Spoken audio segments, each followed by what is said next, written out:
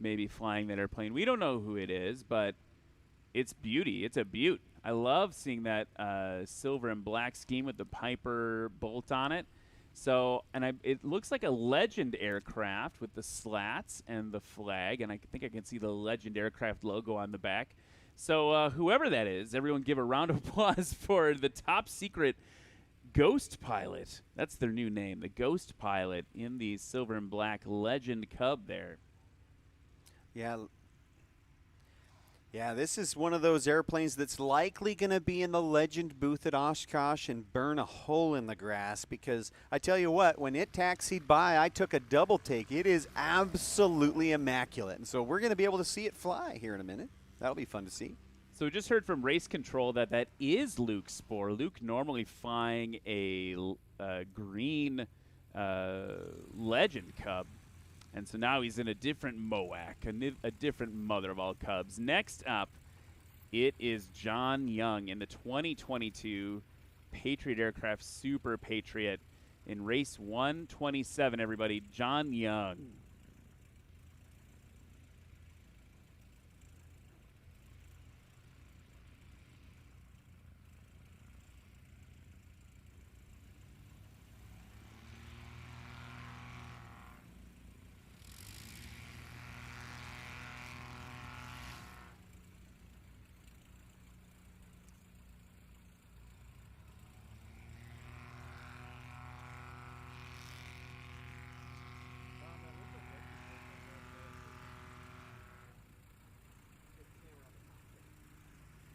And we've got two competitors in the Badlands Traveler today, like we discussed. And our sheet's updating here. We believe it's Micah Lindstrom from Malacca, Minnesota, but it also could be Jeff Daly. So just heard from Race Control that this is Micah Lindstrom. So everyone give it up for Micah Lindstrom from Malacca, Minnesota in the 2024 Badlands Traveler. I just feel the thump in your chest as the Badlands Traveler throttles up. Now Luke Spohr here pulling up to the line in that beautiful silver and black Legend aircraft. His Instagram is Captain Lukey if you want to follow him and his adventures in his bush plane. Look at that cowling. It's got some of the classic Super Cub lines. I love how, these manufacturers are going back to some of the beautiful original designs. When they first put that cowling around the Super Cub, I wonder if there was a little controversy, because you know how they had the right. had the cylinders extending out from the original Piper Cub cowling, and then they enclosed the whole thing. There was, I'm assuming, whenever we change things up like that looks-wise, there's people that don't like that, but I do. I love that kind of thing. I love innovation. But it's also fun to see him coming back to the original, the classic designs, or at least the look of it. And of course, the whole function of a cowling is to cool the engine properly, is to route the air around the cylinders and the accessories and all the things that get hot in there. So Luke Spohr now, we've figured it out, from Emory, Texas. He's got the green flag in this brand new Legend aircraft, all the way from Emory, Texas. And a little fun tidbit is he actually flew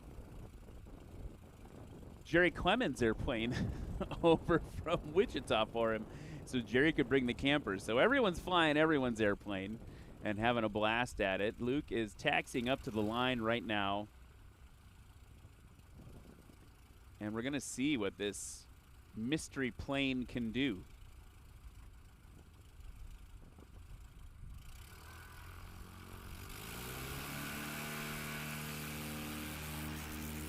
Tail up and off. Oh, just a little. It felt like it was going to come off, and then the left main touched back down there for Luke Spohr. It looked like it wanted to take off at about 100 feet, but you notice that early pull cost him, and so that was probably just shy of 150 feet, so that one was expensive, about a 50-foot penalty there in that early pull. Now, this aircraft, Race Control cleared it up for me. This is Don Wade, the owner of Patriot Aircraft, flying this 2024 Patriot. And he is off really short. It's almost like he knows how to fly him because he builds them. You've seen that airplane, and I thought it looked familiar. You've seen that airplane previously piloted by Trevor Aldridge in Oklahoma. Ah, beautiful airplane. Absolutely gorgeous. Of course, you know I love the orange. Yeah, you're big into orange. That's kind of your thing. It's my fave. It's my fave. Here we go. Badlands Traveler, Micah Lindstrom, the signature tail high takeoff. Woo! Look at what that Warhorse can do. Now that was signature Micah Lindstrom bringing the excitement. Beautiful takeoff there. Now I'm feeling the air come into the trailer here, so that crosswind is real. The winds are starting to pick up and maybe get a little bit more steady, but it looks almost 90 degrees right off the runway there. So that'll be a factor here in the adventure class. That'll be fun to watch. And as they come around the pattern now, I'm going to make a shameless plug. I'm going to make a shameless plug for National STOL merch. Go to nationalstol.com and pick up some merch. Or if you're here in Hartford today or tomorrow, go to the merch tent. Some great merch. The graphic design game just absolutely being stepped up this season. Here's Luke Spohr now on short final. Now you see it looks like he's coming in a little bit hot here. So I'm sure that's because it's a new aircraft to him, but that was I think about 10 miles an hour too fast. It may be also a function of this ridiculously swirly crosswind situation we have going on. We've got several flags just doing nothing, and then the other ones are whacking in the wind.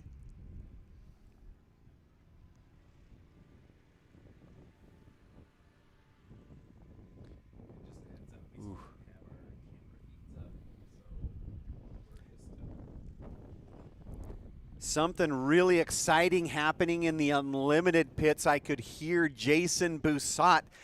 His full send aircraft sounds like a Star Wars TIE fighter when it gets going. That's his beautiful sound. You can hear that from the pits as it maybe means that he's getting close to ready. Look at this one. Beautiful. The Patriot Cub. Here's Don Wade. Good over the line. Beautiful. Oh, man, that is such a gorgeous paint job. I got to go take a look at it up close. I love the topographical map pattern on the tops of the wings. Yeah. That's a fun little Easter egg for you. I'm going to have to go flying with him and take some pictures.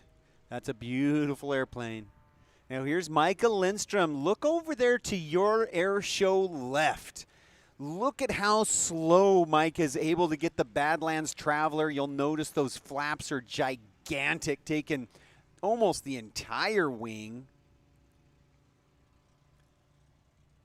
Tail up still pretty high. That's an indicator that he has not quite settled into the pocket. Maybe a little too much energy, but that crosswind is forcing these pilots to make those decisions.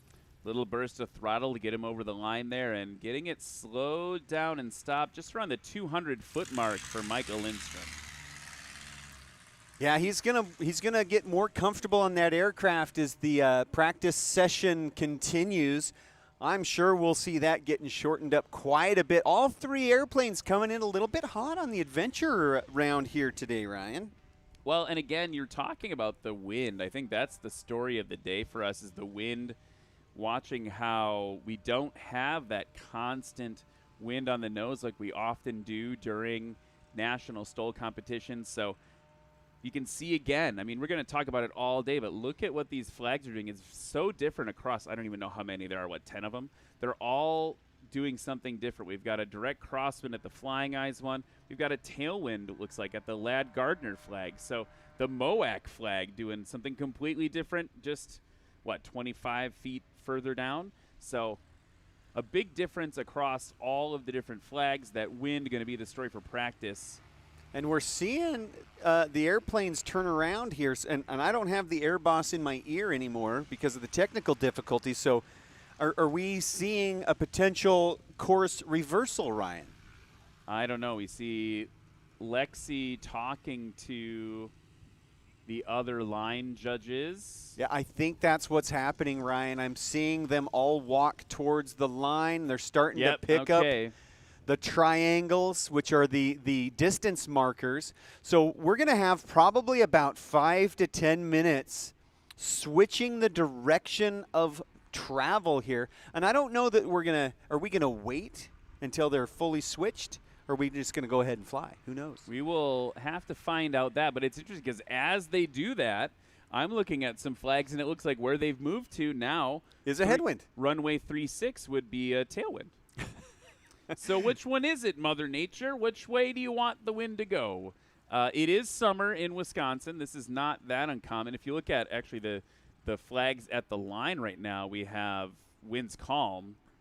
So it's definitely a little squirrely, but we want to make craft.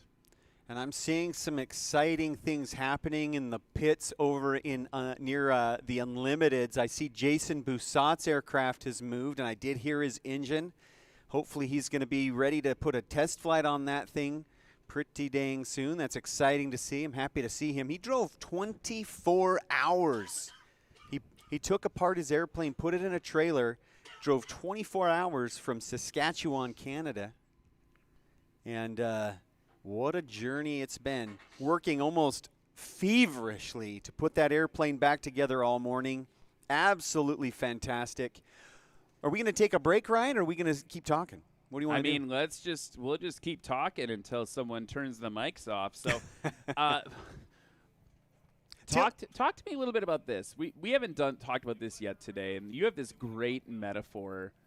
Is it a metaphor or an analogy? My wife's got her doctorate in language and literacy, so I should be better at this, knowing which one is which. But we talk a lot about what we're simulating here at National STOL. So as we reset the race course, what are we simulating in the backcountry? Like, imagine the line, what would it be like for you if you're actually doing work out in the field? Well, there's all sorts of places that you want to land in the backcountry, but one of my favorites is in the rivers and in the streams. I like to get out there in nature and get in those canyons and things like that. So I like to use the analogy of the sandbar landing. So let's imagine that the start line is the very beginning of that sandbar. And the sandbar goes out a few hundred feet or whatever. Maybe it's an 800-foot long sandbar, because I think almost all of our competitors are taking off in 800 feet today, probably all of them. Yeah, we don't have anyone who's taken off or landed. I guess we had a couple rollouts that were over 600 feet, but everyone's taken off sub 3, let's call it sub 400. Okay, so we have a relatively small sandbar that's 600 feet long. But before that line, imagine you've just got water. So you don't want to scratch, because that's a kerplunk. You're going to be putting those main landing gears right in the water, and you don't necessarily want that all the time. And then the sandbar's long enough. You're not doing water-assisted landings here in National STOL. We don't really practice those here. But you want to land on or after the beginning of the sandbar so you don't scratch and land in the water. And that's really one of the reasons why we practice it the way we do, is we want to practice for the backcountry. And you fly the way you fly, right? So much fun to see these guys out there all hustling to move the race course around.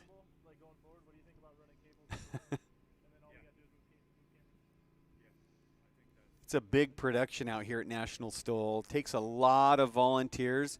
I'd like to take a minute to thank all the volunteers. Everybody in these fluorescent vests volunteering their time very graciously to come out and help out with National STOL. It's become an amazing production. Everything from aerial shots now.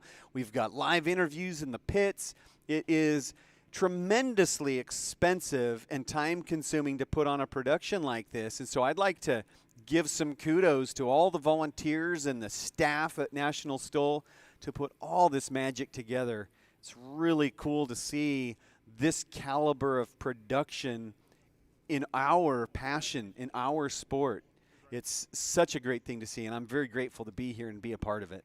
I think the other exciting and really amazing part of it is how much National STOL has grown over the 4 years, if I'm not mistaken, that it's been a thing, and started as just like all good things do, with an idea and a phone call and some people talking about, like, hey, how could we do this? How can we turn this into a sport? We're all so passionate about STOL.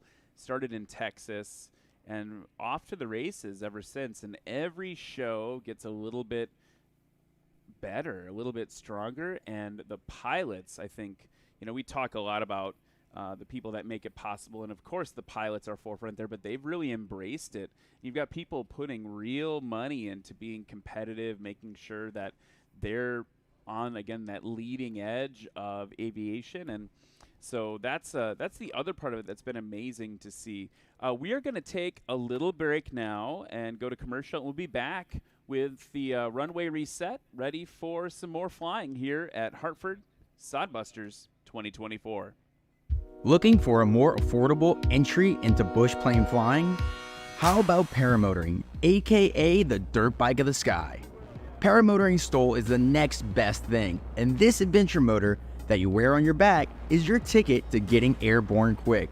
At Aviator Paramotor, our 2-week training takes you from zero to hero. Sunrise this morning, it was beautiful. There was a thin layer of fog flying. It's just like all the stress and all that kind of just floats away. It's really peaceful. From no experience to feeling confident and competent flying on your own. Let the team at Aviator Paramotor in Lake Wales, Florida teach you your new superpower of running into the sky. Classes are filling up quick, but there are spots available today, so call now. Side effects include, but not limited to, significant life changes, foot drags, ear-to-ear smiles. Find the extreme freedoms of ripping around the skies in your new adventure motor with friends.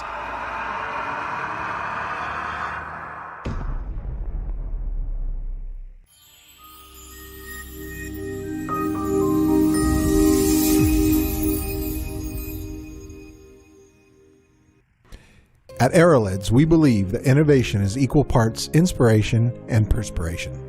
Since our inception in 2006, we embarked on a mission to redefine the expectations of aerospace lighting. Entering the aerospace lighting market, which had remained largely unchanged for 50 years and in drastic need of a new product with fresh look and unequaled performance, Aerolids was inspired to redefine the expectations, which resulted in a series of innovative designs. Hungry for new ideas, backed by a company that valued the patronage, customers quickly adopted the new standard of quality, design, and performance never seen before in the industry.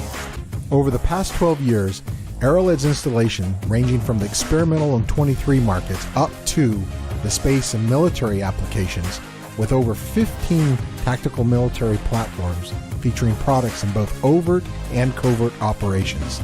Aerolids continues to lead the industry in design, reliability, and unsurpassed performance. Unique in its presence and unmatched in its perseverance, Aerolids serves the aviation market from one spectrum to the next. From you to you too, Aerolids is redefining the expectations.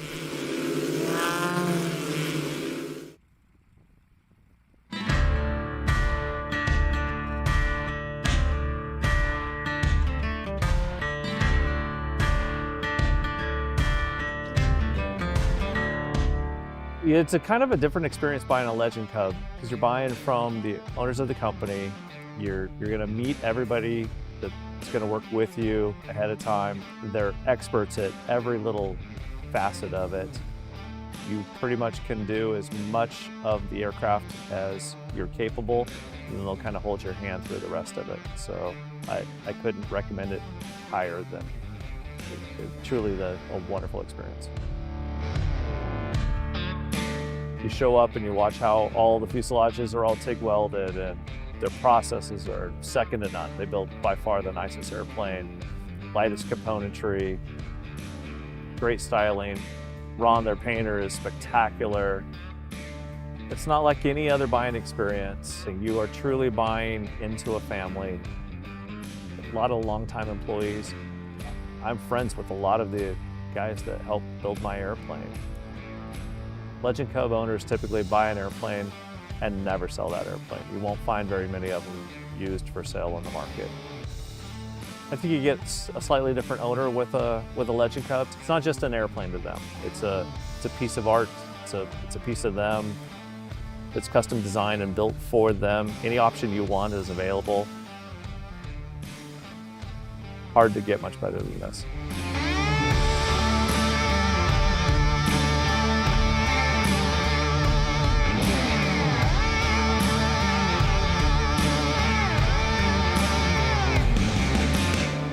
We've had it in all of our airplanes. Ever since we started with the Piper Saratoga in the early 2000s. We did the pulse oximeter and CO detector in there. We've upgraded to there. Now we have a Cessna 340 that I actually was talking to him in Germany last year, and he was like, oh, you got to put the cabin altitude thing in the plane. I said, well, send it to me. So we put it in there, and it actually is really nice. This aircraft flies above 18,000, 10,000 feet, so up to 23,000 feet the other day. The cabin altitude light comes on the manufacturer's panel, and boom, the CO Guardian comes on and says, all right, you're above 10,000, your cabin altitude is above 10,000 feet. So watch out. So it's kind of nice to have that redundancy in the plane. So for a pressurized aircraft, that is so important for me. I get that oxygen mask ready, make sure my oxygen is good.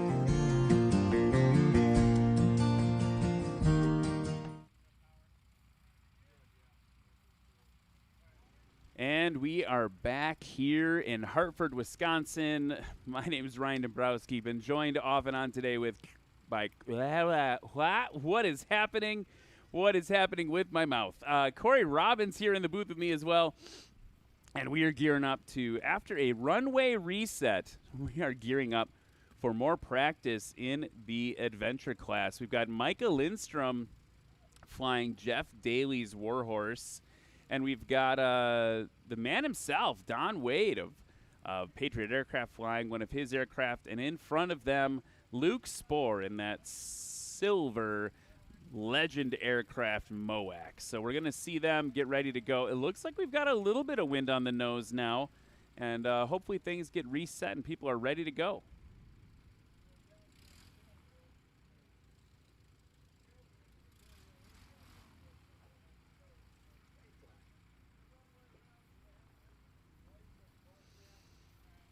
Still with that beautiful Wisconsin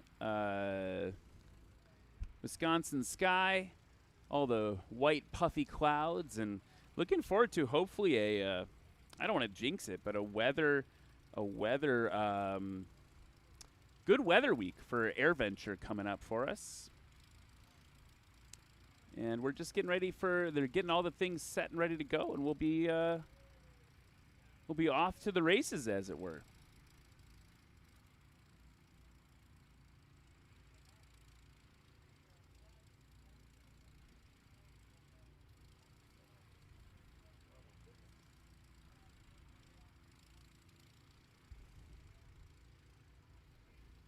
Nice to see the aircraft all booted up, as it were.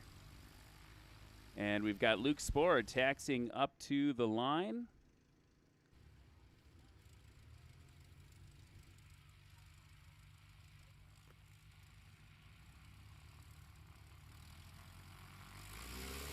Here's Luke Spohr now, tail up, heading now to the north. And he's off around the 200-225 mark. Great takeoff there from Luke Spohr. Wanted to see him actually get on the board in this practice session. That first landing he had was just a rollout. Only person who actually stopped that first run was Micah Lindstrom with a combined score of 318. First takeoff for Luke Spohr, 190 feet.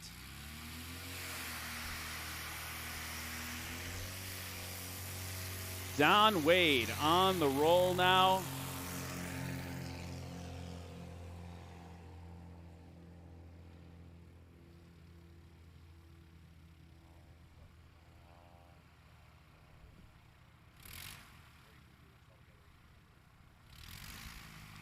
And now here's Micah Lindstrom in the Warhorse. Notice that Warhorse has some new extra paint on it. You've got the race number 247 on it. And digging in, and he's off. Wow, that was a fantastic takeoff from Micah Lindstrom there, right at about 100 feet is all. That is going to look good on the scoreboard, baby. So his first takeoff, 107 feet. And compare that to Luke Spohr. It's 88 feet for Micah in the Warhorse, that Badlands Traveler. Next closest to him currently in practicing is Luke Spohr with 190 feet. So that Badlands Traveler, every time Gauntlet dropped, I got to start learning some more horse puns for the war horse. The war horse puns. So as they go around the pattern right now, actually, look, we've got Luke Spohr on short final already. It's like he's landed in an international airport. I don't know if it was the conditions or what happened there, but that just looked like a normal landing. Beautiful, though. That is a great-looking airplane. I love to see it. It reminds me a little bit of the J3s that were silver Flitfire. The Flitfire J3s. Is that too much of an? Oh man, I gotta Google this now. There's a little bit of a J3 nerd coming out of me right now. Here comes the Patriot aircraft Cub. This is such a great setup. Nice tail low, getting it past the line. Oh, little bit of a scratch there, unfortunately. So I had to cross-check it before I said it. The Piper Flitfire, special edition of the Piper J3, used to raise funds and support the British war effort in World War II. So wow, that's some aviation knowledge, that Ryan. just I'm popped impressed. in my brain. I'm a little proud of myself. And look at Micah coming around base to final with the flaps down. That is a beautiful shot and a beautiful, if you just look out of the booth, it's gorgeous as well. Micah Lindstrom coming in a little bit hot with the energy there. Not quite sure he'll be pleased with that one. Of course, that airplane in Moses Lake was putting in, sub 50-foot landings. I don't think that 300-footer is going to quite do it. Well, we had 30 knots on the nose, and if I'm not mistaken, it was a 15-foot takeoff from Jeff Daly in that aircraft. So, yeah, it can take off short and land short. We just need a little more wind to help it off the ground. Yeah, so the airplanes, and the pilots getting used to the conditions, but wouldn't you know, it looks like we have a tailwind again now that we just switched everything around. Yeah, we've got, well, and now you said that, and while you were saying that, look at the flags to our left, audience right. That looks like a quartering headwind. But then if you look at the flags to crowd left, that is a pure tailwind. So what is happening in the 300 feet between the flags? Magic. We're back to magic. Thermal, I'm going to call it thermal action. These patchwork clouds here, these popcorn beauties here in Wisconsin. You can see the birds directly overhead, over the pavement, over the tarmac there, catching some thermals. So there's lots of things going on in the atmosphere today, causing some long landings and some inconsistent pilot performances here in the practice round at Sodbusters. This is when you, I was gonna say, this is when you earn your money, but that's not exactly what's happening right now. But here's Luke Spohr on the line now in that MOAC.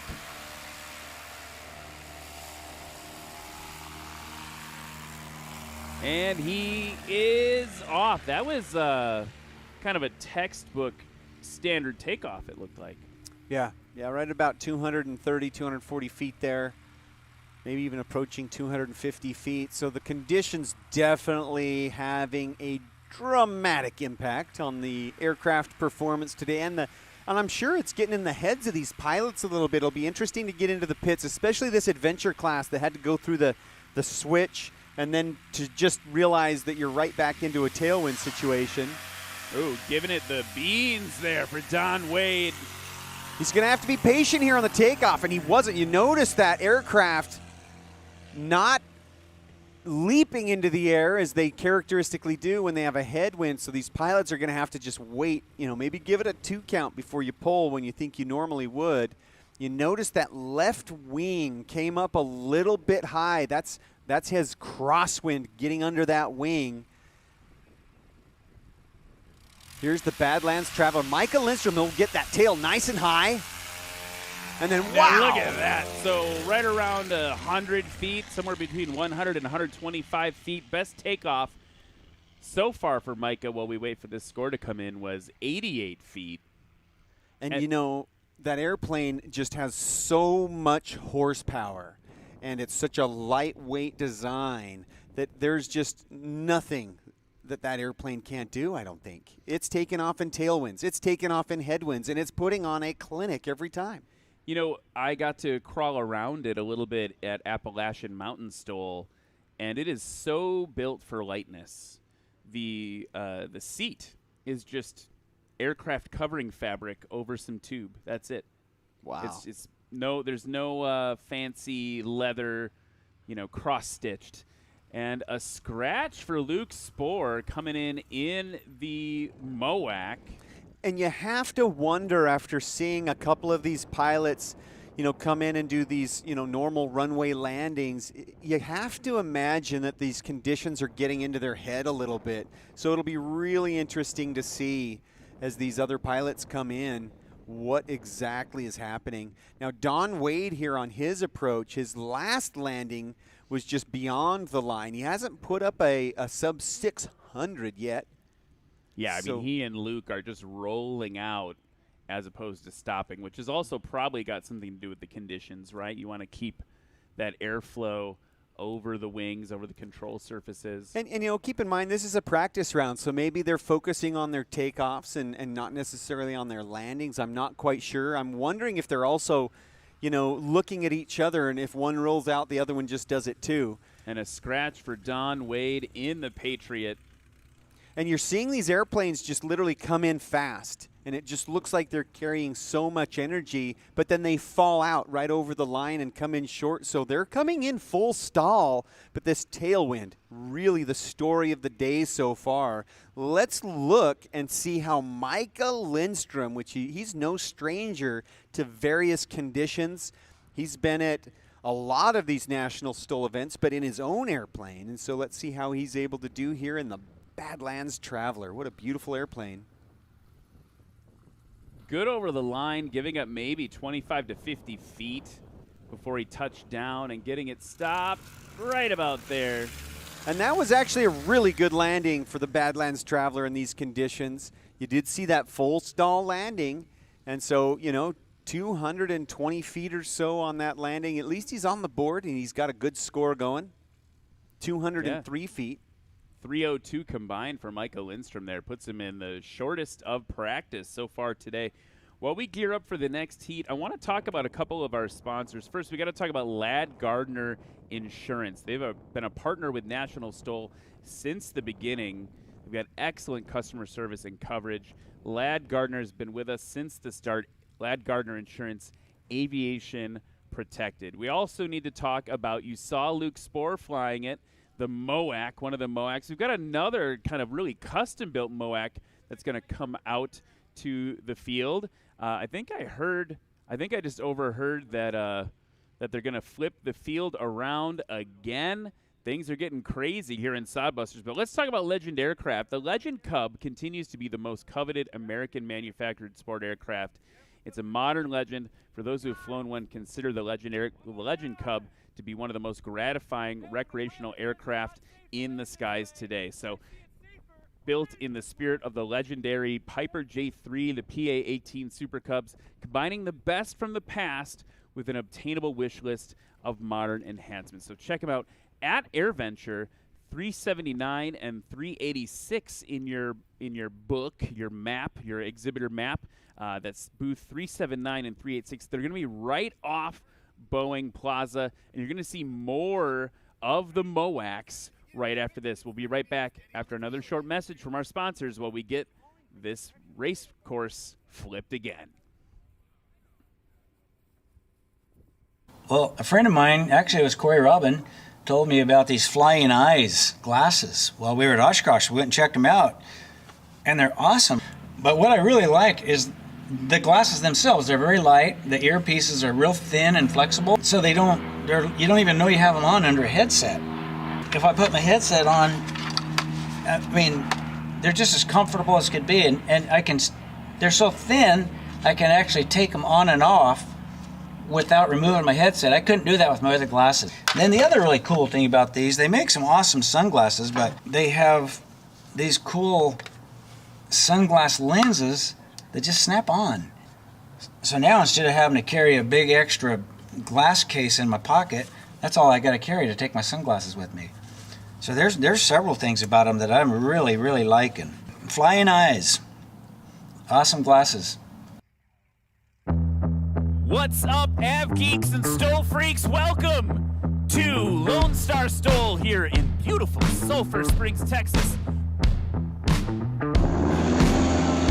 It's Luke Spore, everybody, 2019 American Legend Aircraft MOAC.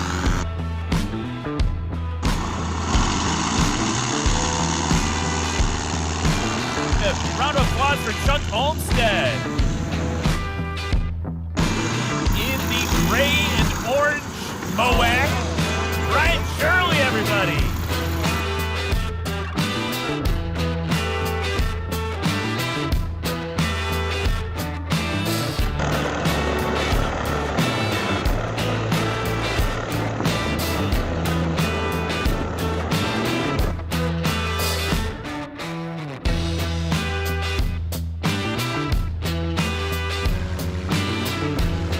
Give a round of applause for Brian Steck.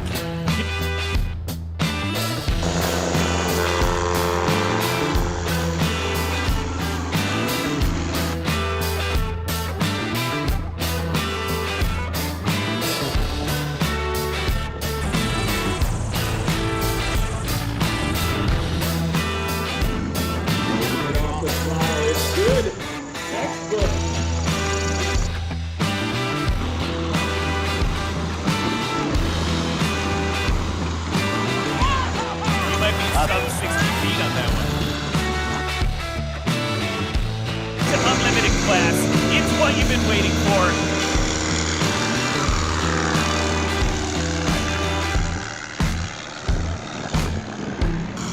That's right, the Beast Mode MOAC, Colin Kaniva.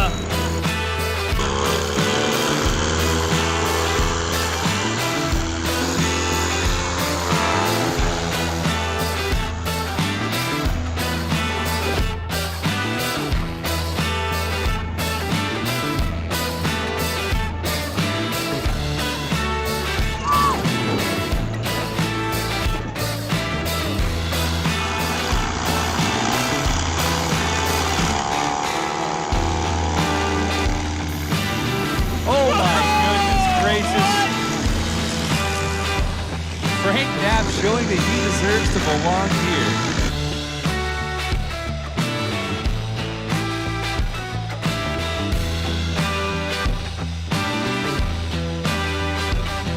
Whoa, that was legendary.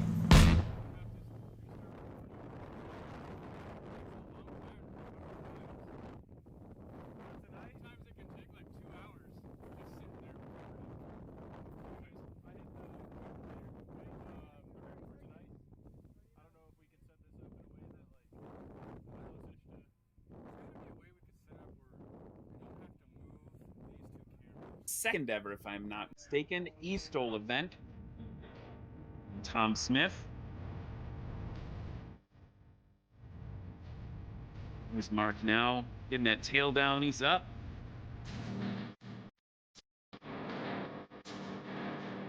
Tom Smith now, whoa, with a little bit of a problem.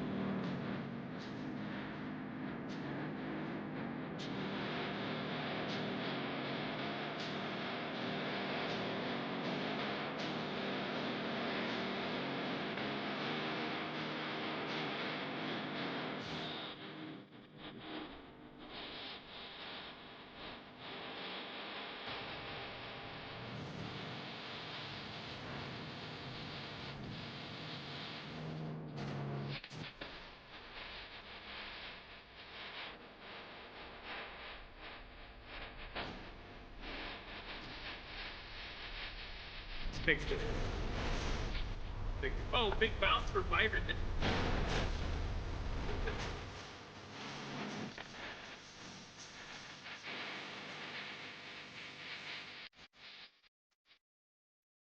check out this great shot of the race course here from this Robinson flying over as we get ready for our unlimited class.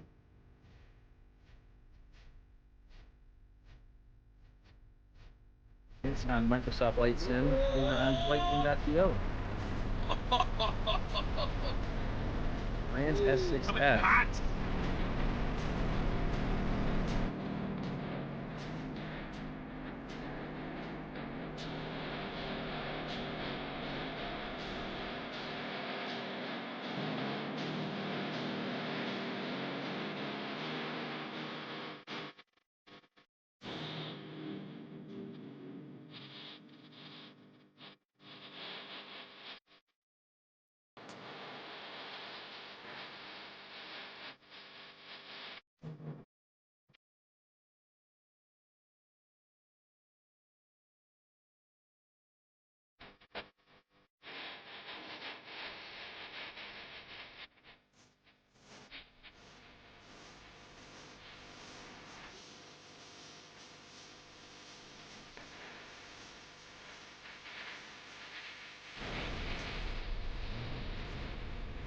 Coming in, nice landing, soft and dainty. It's crazy. Like, I'm doing the math of that. I'm going, oh man, how much did that cost? But maybe we'll save that. We'll save that for another time.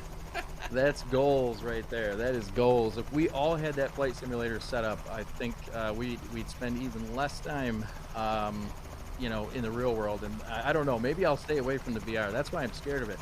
I don't want to get VR and then not come out of my room for a couple days.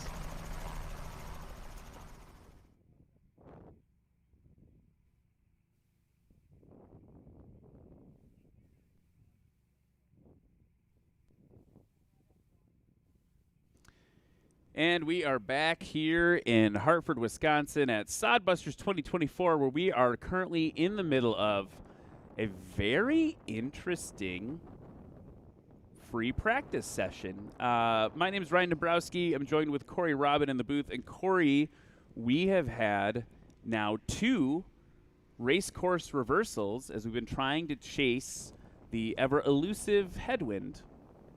And it looks like it's starting to stable out, thankfully.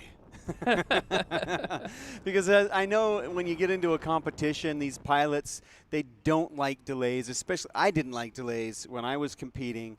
These things get into your head in a diabolical way. So let's go ahead and shake off the nerves, all you guys in the pits. Let's do this. We got this in front of us. We got a good win now, and so I'm expecting to see some really impressive takeoffs and landings here today. It's going to be a lot of fun when we get round 3 started. I don't know. Here we go. Well, we've had the first bit of practice for the adventure class. We saw Luke Spohr, Don Wade, and Micah Lindstrom, and now I've got eyes on the Badlands Traveler with its prop turning again, which would mean that Mr. Jeff Daly is going to be flying that airplane. We got some other airplanes hanging out. I see Brian Steck's aircraft, high strung. We learned a lot about that aircraft in just outside of Pittsburgh a couple weeks ago. That airplane, the prop tips they're almost doing the T6 thing. They're almost breaking the sound barrier. That's a loud one. You're going to enjoy watching that fly. Seeing Kyle Bushman in the pits and his big, I mean, this is a big airplane. It's super big. Dang near 3,000 pounds at gross weight. The backcountry Super Cub. This thing is a absolute work of art. If you have an opportunity to go look at it in the pits, Ryan, I highly recommend it. It's gorgeous. And of course, Kyle Bushman is a master craftsman, both in the shop and at the controls of any airplane I've ever seen him fly. So fun to watch. So this is going to be a really fun round of practice coming up here. I'm looking forward to it. So there is Brian Steck taxiing out up front. That engine on that airplane actually also really interesting. It's water cooled. And it's not a Rotax, but part of it is they put the little water cooled jug from a Rotax on it to help keep the water cooling working. And then there's that big scoop on the front of it to help with airflow into the engine. And Brian said, my angle of attack is already so high with the slats that extra 3 to 4 inches of reduced visibility from that hood scoop, it really makes a difference. So when we were in Appalachian Mountain STOL, that was on his mind, was trying to figure out how do I get my new sight picture figured out, because I'm used to not being able to see, but now I really can't see when I've got the tail low in this aircraft. So let's go to who we've got in the field. First and foremost, we've got, that's right, Brian Steck. Brian Steck from Mineola, Texas, in the 2024 American Legend Aircraft MOAC, race 513. Give it up for him. If you want to follow Brian Steck on social media, you can find him on Instagram at Brian_Steck. He's a really fun person to follow. He's got some great content on there. Flying his airplane in the flatlands of Texas in river country. Beautiful place. And I'm just skimming through here to see who else we have taxiing up to us right now. Who's this, Carvin?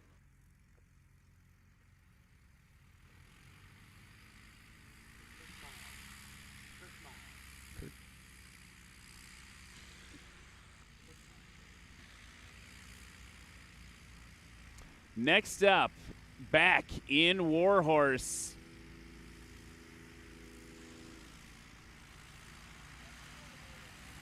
Race 247 from Arthur, Nebraska. It's Jeff Daly. I love this airplane. It's quickly becoming one of my favorite aircraft in the backcountry. How often do you win? 24/7, the Badlands Traveler. I just put that together.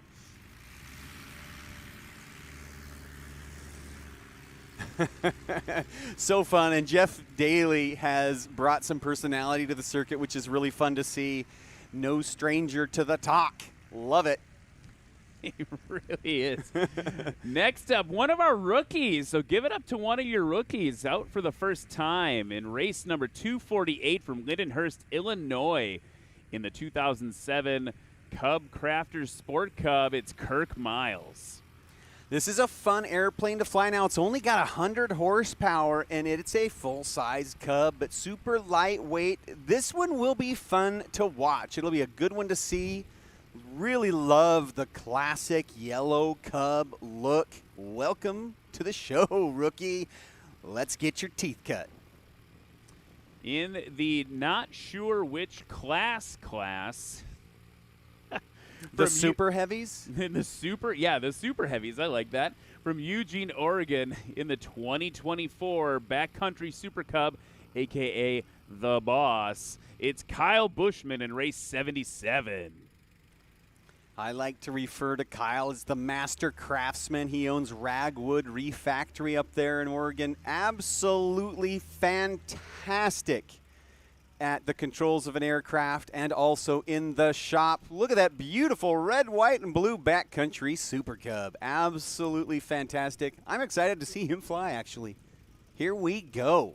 Well, no one really knows what to make of this airplane, right? So we're just going to have to see what it does, and then they'll decide where it goes, which class it competes in tomorrow. I got to see, we'll see how it performs, but if the history of anything that Kyle touches, the word of the day will be capable for that backcountry Super Cub. I'm really excited to see that thing fly. Here we go. Brian Steck pulling up to the line. Our head line judge, Lexi, doing her job well. If I remember correctly, this airplane is loud.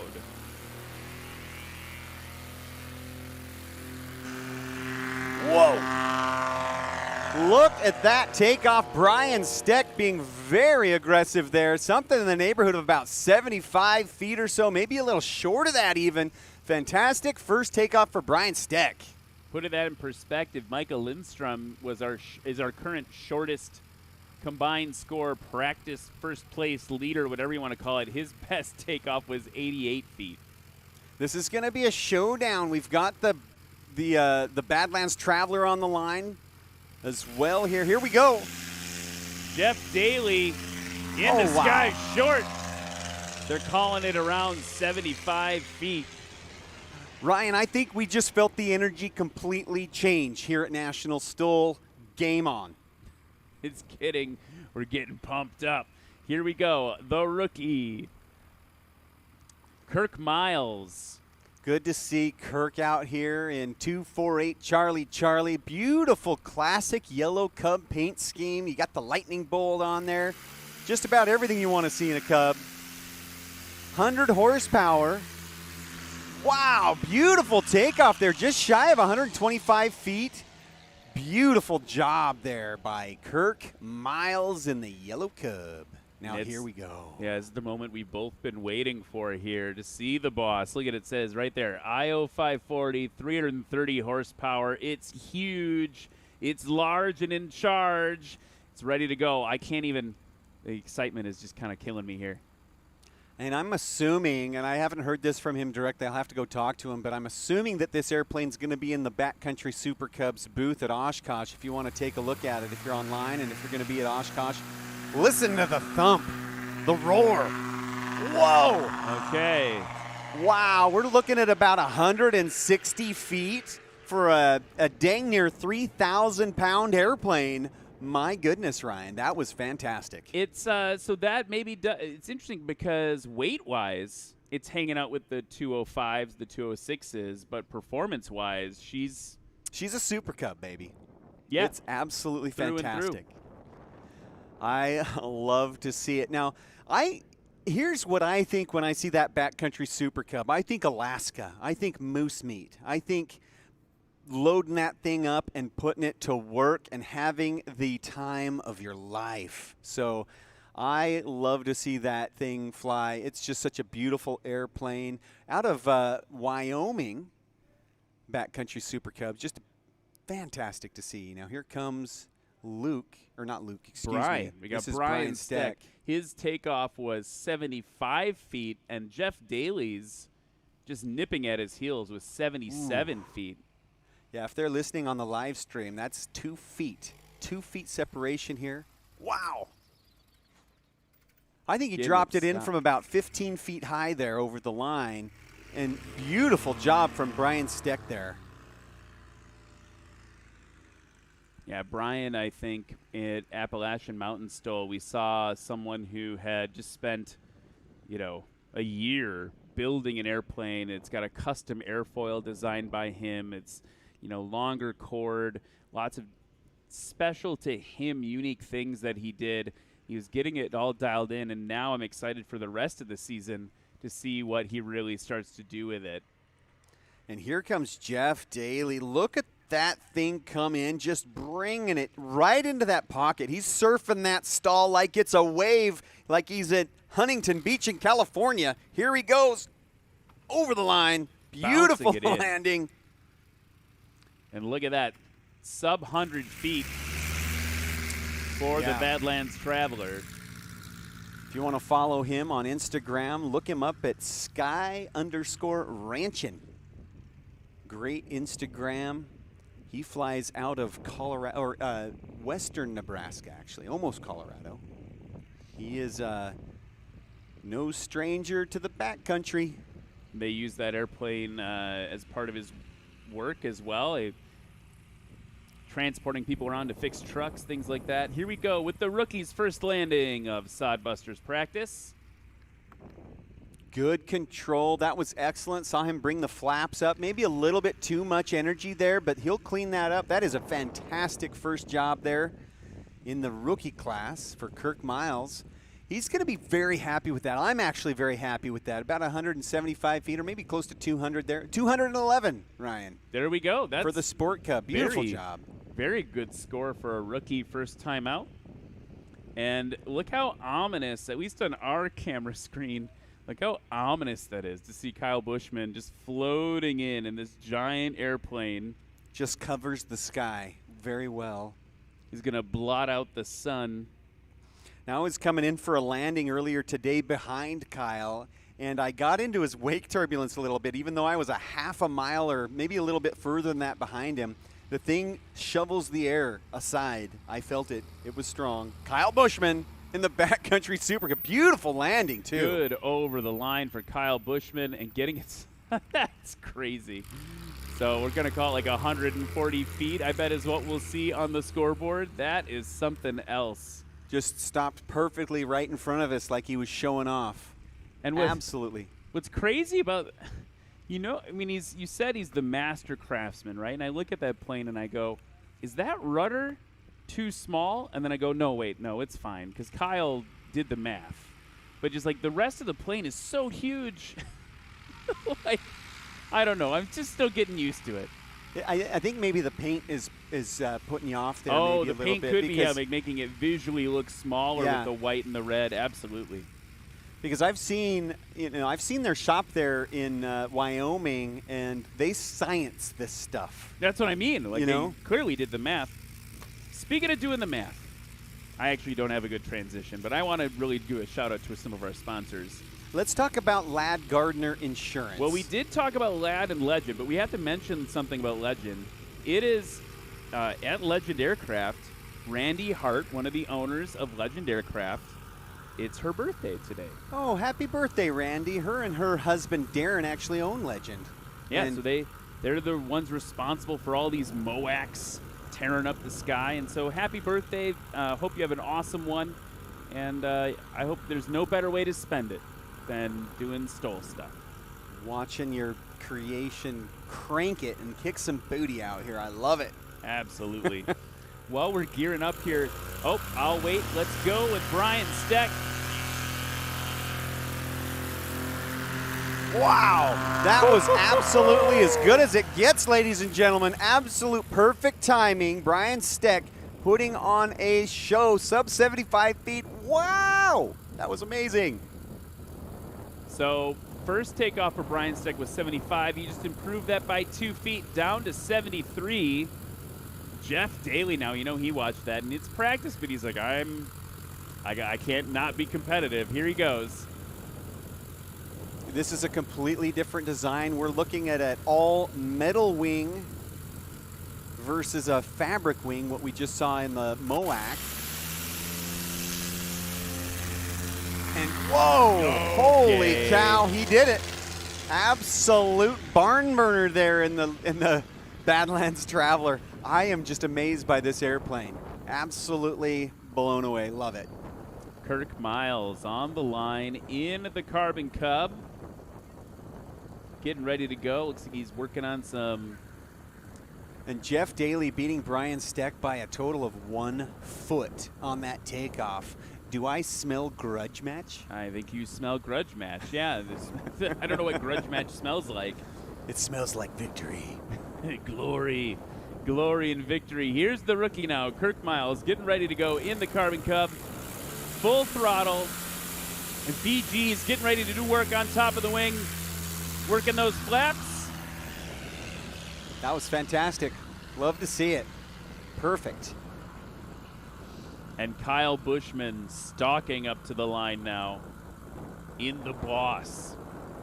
I love that word stalking, because that's what the Backcountry Super Cub does. It stalks its prey. It's a sleeper cell. This thing is gorgeous. Look at the monstrous size of it. It's almost twice the height as the Sport Cub that was just on the line. Here we go. And look at how far. That was insane. I watched on the camera view there, the stick travel. His stick was like near to his ankles. Like, there's so much stick travel on the controls. It's good for the soul to see STOL. I love watching Kyle Bushman fly. He just puts a smile on my face every single time I see it. So as they come around here, it looks like Brian Steck is on final approach now. I want to give a shout out to some sponsors that actually provide prizes for all of our pilots in the circuit. So Lift Aviation, you can get a helmet from them or a knee board or all sorts of cool shoes from them. Aero LED, Sarasota Avionics, iFly EFB, and our new sponsor, Legendary Aviation Coffee Company, bringing those coffee grounds in for us every morning. Here's Brian Steck hanging it out there. Good over the line. Dumps those flaps, getting it stopped. Oh my gosh, I am just having a field day watching these pilots perform. Brian Steck, thank you so much for that landing. I love watching him drop it like it's hot. And that was 100 feet. So Brian Steck currently the shortest distance of practice so far with a combined score of 173 feet. But Jeff Daly saw the whole thing from base to final. Jeff Daly's now going to have to put in a sub 100-foot landing or match it to stay on top of the practice round today. We now have our sub 200-foot score of the day, and here comes Jeff. So close. I think he did it. I think he did it. Oh, wow. Man. He walks the walk and talks the talk. How often do you kick booty? 24/7, baby. I'm going to say that a million times in my head. 24/7. Here comes the rookie, Kirk Miles. Beautiful yellow cub, greasing her down. Good job from the rookie. I got to tell you, man, it is so much fun to see. Really graceful approach and landing there, and definitely can tell he knows what he's doing in the plane. Just a beautiful airplane. I mean, he's got the wheel covers on there, old school Super Cub or Piper Cub style. Just classic styling. I love that beautiful yellow airplane against this Wisconsin sky. But now, ladies and gentlemen, scooping the sky up and eating feet, it's Kyle Bushman in the Backcountry Super Cub. Here he comes. Slow as you can go. Beautiful red, white, and blue. Look at that cowling glistening in the Wisconsin sun. Oh, was it a scratch, though? It was. It was a scratch for Kyle Bushman. But I got to tell you, that was beautiful. I think you're right on the illusion, the tail size illusion. Yeah, it is absolutely I want to go gorgeous. stand next to it. It's probably as tall as I am. I think that wing is close to 9 or 10 feet off the ground at the top of it. It's just a beast of an airplane. It probably hauls what it weighs, honestly. It just looks like a workhorse. Looks like you want to just sink your teeth into some meat. Maybe you should rename it Workhorse, because then you'd have Warhorse versus Workhorse. You know, and that's what those Backcountry Super Cubs are known for. They're really popular in Alaska because they can just carry a ton of weight without really having a dramatic impact on the performance. You know, they seem to take off and land just as well with a big load. Just, you know, it's amazing what these manufacturers are doing, and I am here for it. I love to see it. Brian Steck coming up to the line in high strung.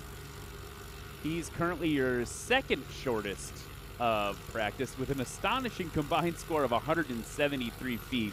Again, winds bonkers today and still quite light, so it's almost all raw airplane right now. Best takeoff for Brian Steck so far, 73 feet. And these winds are virtually just dead calm right now for Brian on this takeoff. So this is 100% all aircraft performance, no holds barred. Let's watch.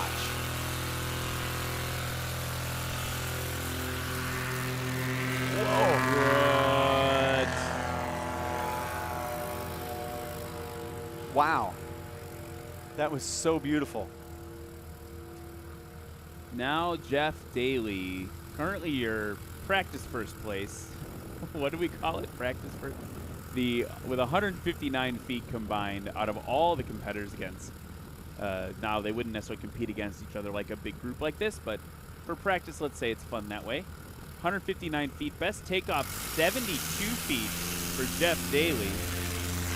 Whoa, Okay. whoa, whoa, whoa, whoa. Hold your horses. Speaking of horsepower, I think Yeah. that airplane looks light. It just It looks is like so it's light.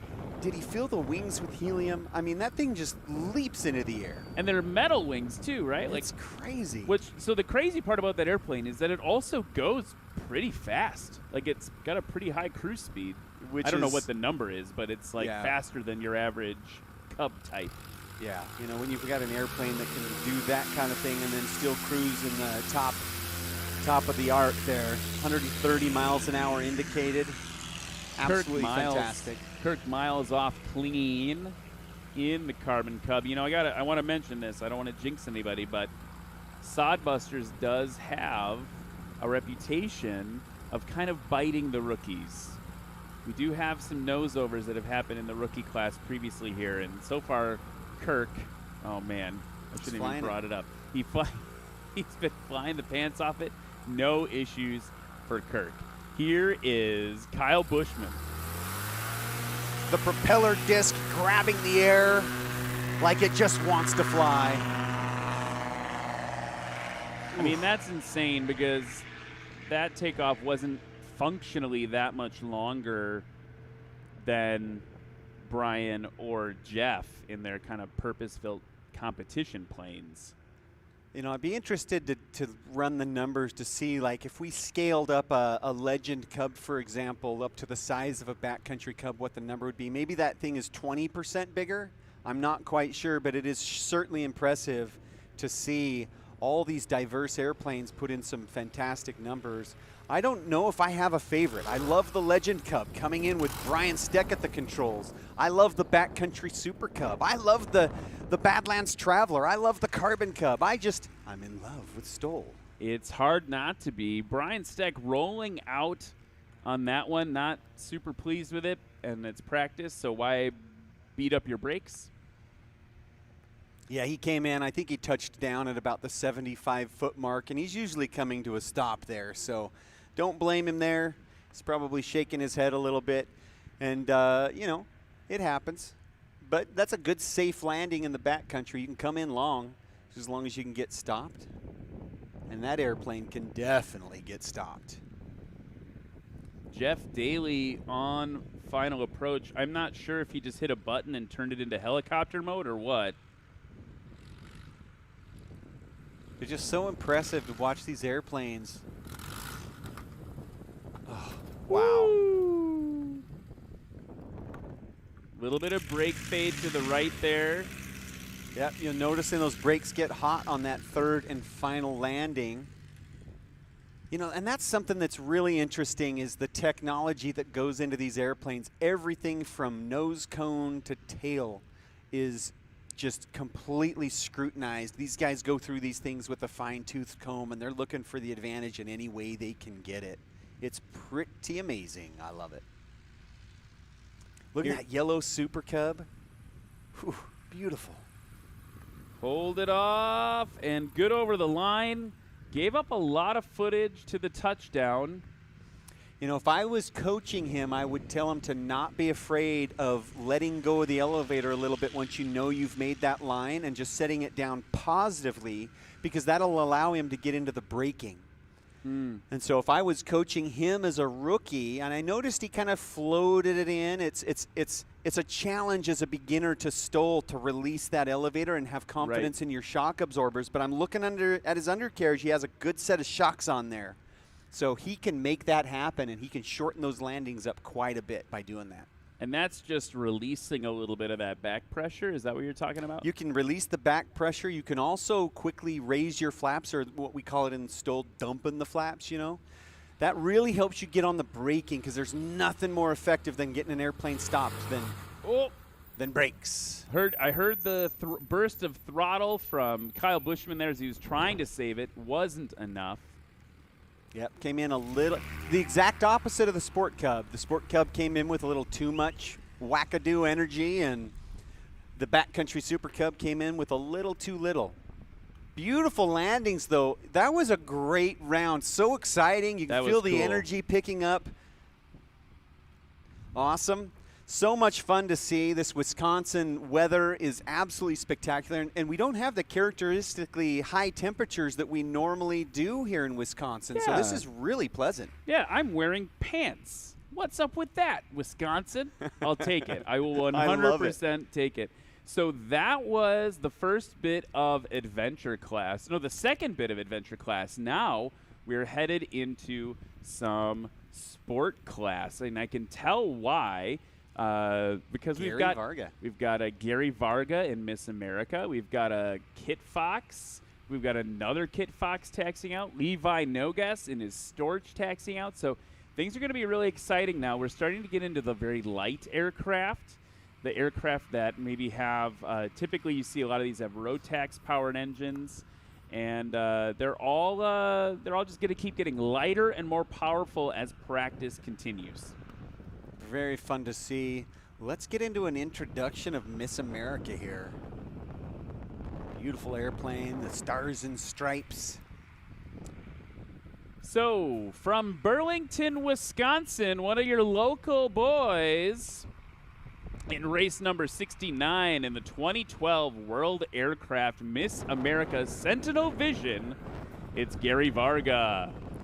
So much fun to see him come out in what you wouldn't consider traditionally a STOL aircraft. This is an all-metal airplane, but it does really, really well for what it does. And Gary Varga is just so much fun to watch. This is not his first rodeo, so this will be fun to see. Saw him last year. Such a great airplane. Red, white, and blue. We love you. Yeah, Gary Varga's actually first event was Sodbusters a few years ago. And he's definitely been bitten by the STOL bug, and it'll be interesting to see how he's improved over the years as he returns to the circuit this year. Next up, from Lancaster, Kansas, race number 95 in a 1995 Kit Fox Model 4, it's Matt Dorsum. One of the things I love about Matt is he's a fairly low-time pilot, and he is proving that anybody can come out and play regardless of your experience level. He's only been flying for a couple of years, Ryan. You know, all of us have been flying for years and years. So come out and play with us and hone those skills. Really excited to see Matt here in the Kit Fox 4, silver and black. Welcome to Sodbusters, brother. Welcome to Sodbusters. That's a cool looking airplane. I love the old school Kit Fox round cowling. A lot of the guys have gone to the more modern square cowling. I just love the classic look of that Kit Fox. Reminds you of the old radials of old from the golden era. Love it. Speaking of the different cowl shape, from Floodwood, Minnesota in race 120 in a 2007 Kit Fox Model 4, Dakota Hudak. Another Kit Fox. This one, the Model 4. Now you see the difference in the cowling there. So, you got the classic design versus the new design. They basically do the same thing. They're routing that air around the engine to cool it properly. Welcome to Sodbusters, Dakota. Good to have you. I love the Kit Fox.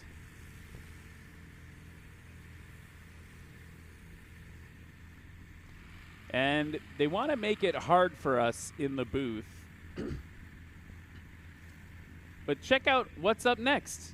It's another Kit Fox, another white Kit Fox from Franklin, Michigan, race number 58, the 2021 Kit Fox Model 5. You can tell the difference because this one has a little bit of orange on it, Corey's favorite color. Everyone, it's TJ Johnson.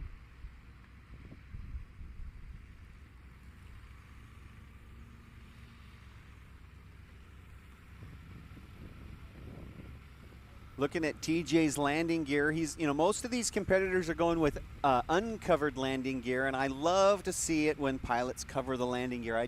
Me personally, I think it just looks cool. I think it looks great. It's a little more refined look, so I really appreciate that look. It's really great. And last but certainly not least, from Belton, Texas, in race number 55 in a 2007 Slepchev Storch. Yeah, you don't see those very often. It's Levi Nogas. Yeah, Levi's going to put a great show on here in the Storch, a German airplane.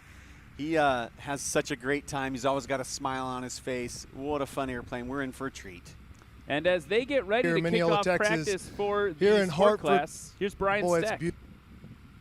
wind's not perfect, but here in my brand new 2024 Legend MOAC, got a water-cooled 390 on it, Gladiator 390, and you know, just trying to get it figured out. You know, we've had some issues with not being able to see real good, and obviously we want to keep everything safe. So maybe y'all noticed today I had my cowling off of it, and just trying to watch temperatures real close. Just, you know, just experimenting back and forth a little bit, and seeing what works, what doesn't work, and we'll get this thing dialed in, and it's going to be a great aircraft. I think it's going to be very competitive, and man, I'm just looking forward to tomorrow.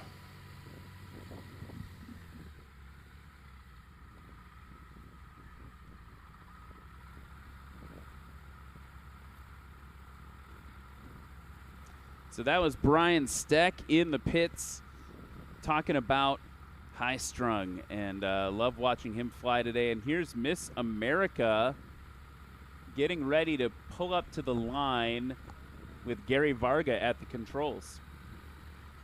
So much fun. Thanks, Brian, for that interview. You know, that airplane is high strung. When it throttles up, you feel the energy from that airplane. It's so much fun to watch, and a welcome new aircraft addition. Not necessarily new pilot, but new aircraft to the circuit. Gary Varga up on the line in the beautiful red, white, and blue.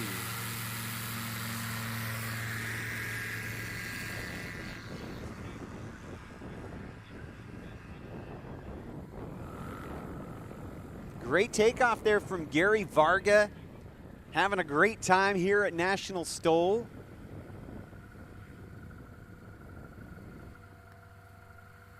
Here we go with Matt Dorsum and his Kit Fox Model 4. Just having a lot of fun out here. Tail up nice and high there. Great takeoff there. Wow, sub 100 feet, probably right there in the high 90s. He'll be happy with that one. Matt Dorsum, ladies and gentlemen. Wow, kind of a surprise there. He did a great job on that takeoff. Anytime you can do sub 100 feet, that puts a smile on my face.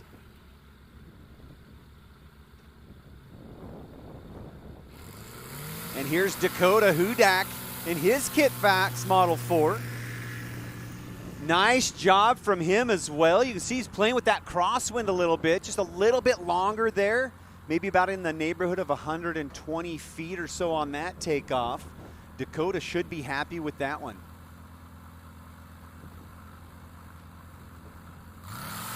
And another Kit Fox. This one a Model 5. So we've seen the 4s. Here's TJ Johnson in the Model 5. Nice takeoff there. Sub 125 feet. Probably in the neighborhood of about 120 feet. He is going to be happy with that takeoff. He's from the Michigan area. He's been flying for 20 years almost, 18 years. Fantastic. And now here's Levi in the Storch. Now the original Storch is a little bit bigger than this one. This is a replica Storch. It comes from the World War II era. They actually used these for liaison. So these are spotters for the Germans. The Schlepkev. I don't even know how you pronounce that. We need to Storch. Just call it a Storch. We'll call it a Storch. Fantastic. Love watching that. Yeah, let's go to the pits, Hal. We've got Jeff Daly in the pits for an interview.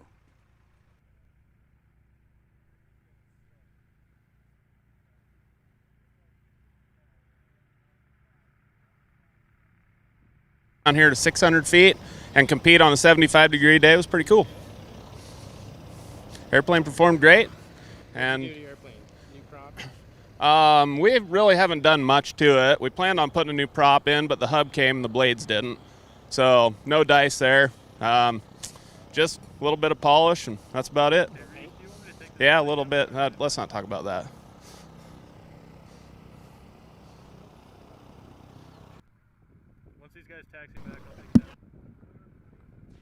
So that was Jeff Daly in the pits, kind of talking about how it is flying with Warhorse. And I'm going to do a quick scan of the pattern here. And it looks like we've got Gary Varga coming in on short final. seeing a lot more restraint and control from Gary Varga this time around compared to last year. And he's good over the line. Beautiful high alpha approach from Gary there. He'll be happy with that one. Now, this is not a traditional STOL airplane, so he's going to be putting in a consistent performance somewhere in the neighborhood of about 250 feet. That's his bread and butter. Beautiful job for him.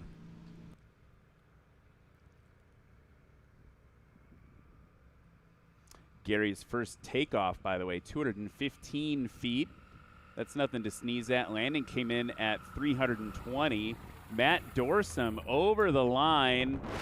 Getting it stopped, getting it stopped. Stick full back.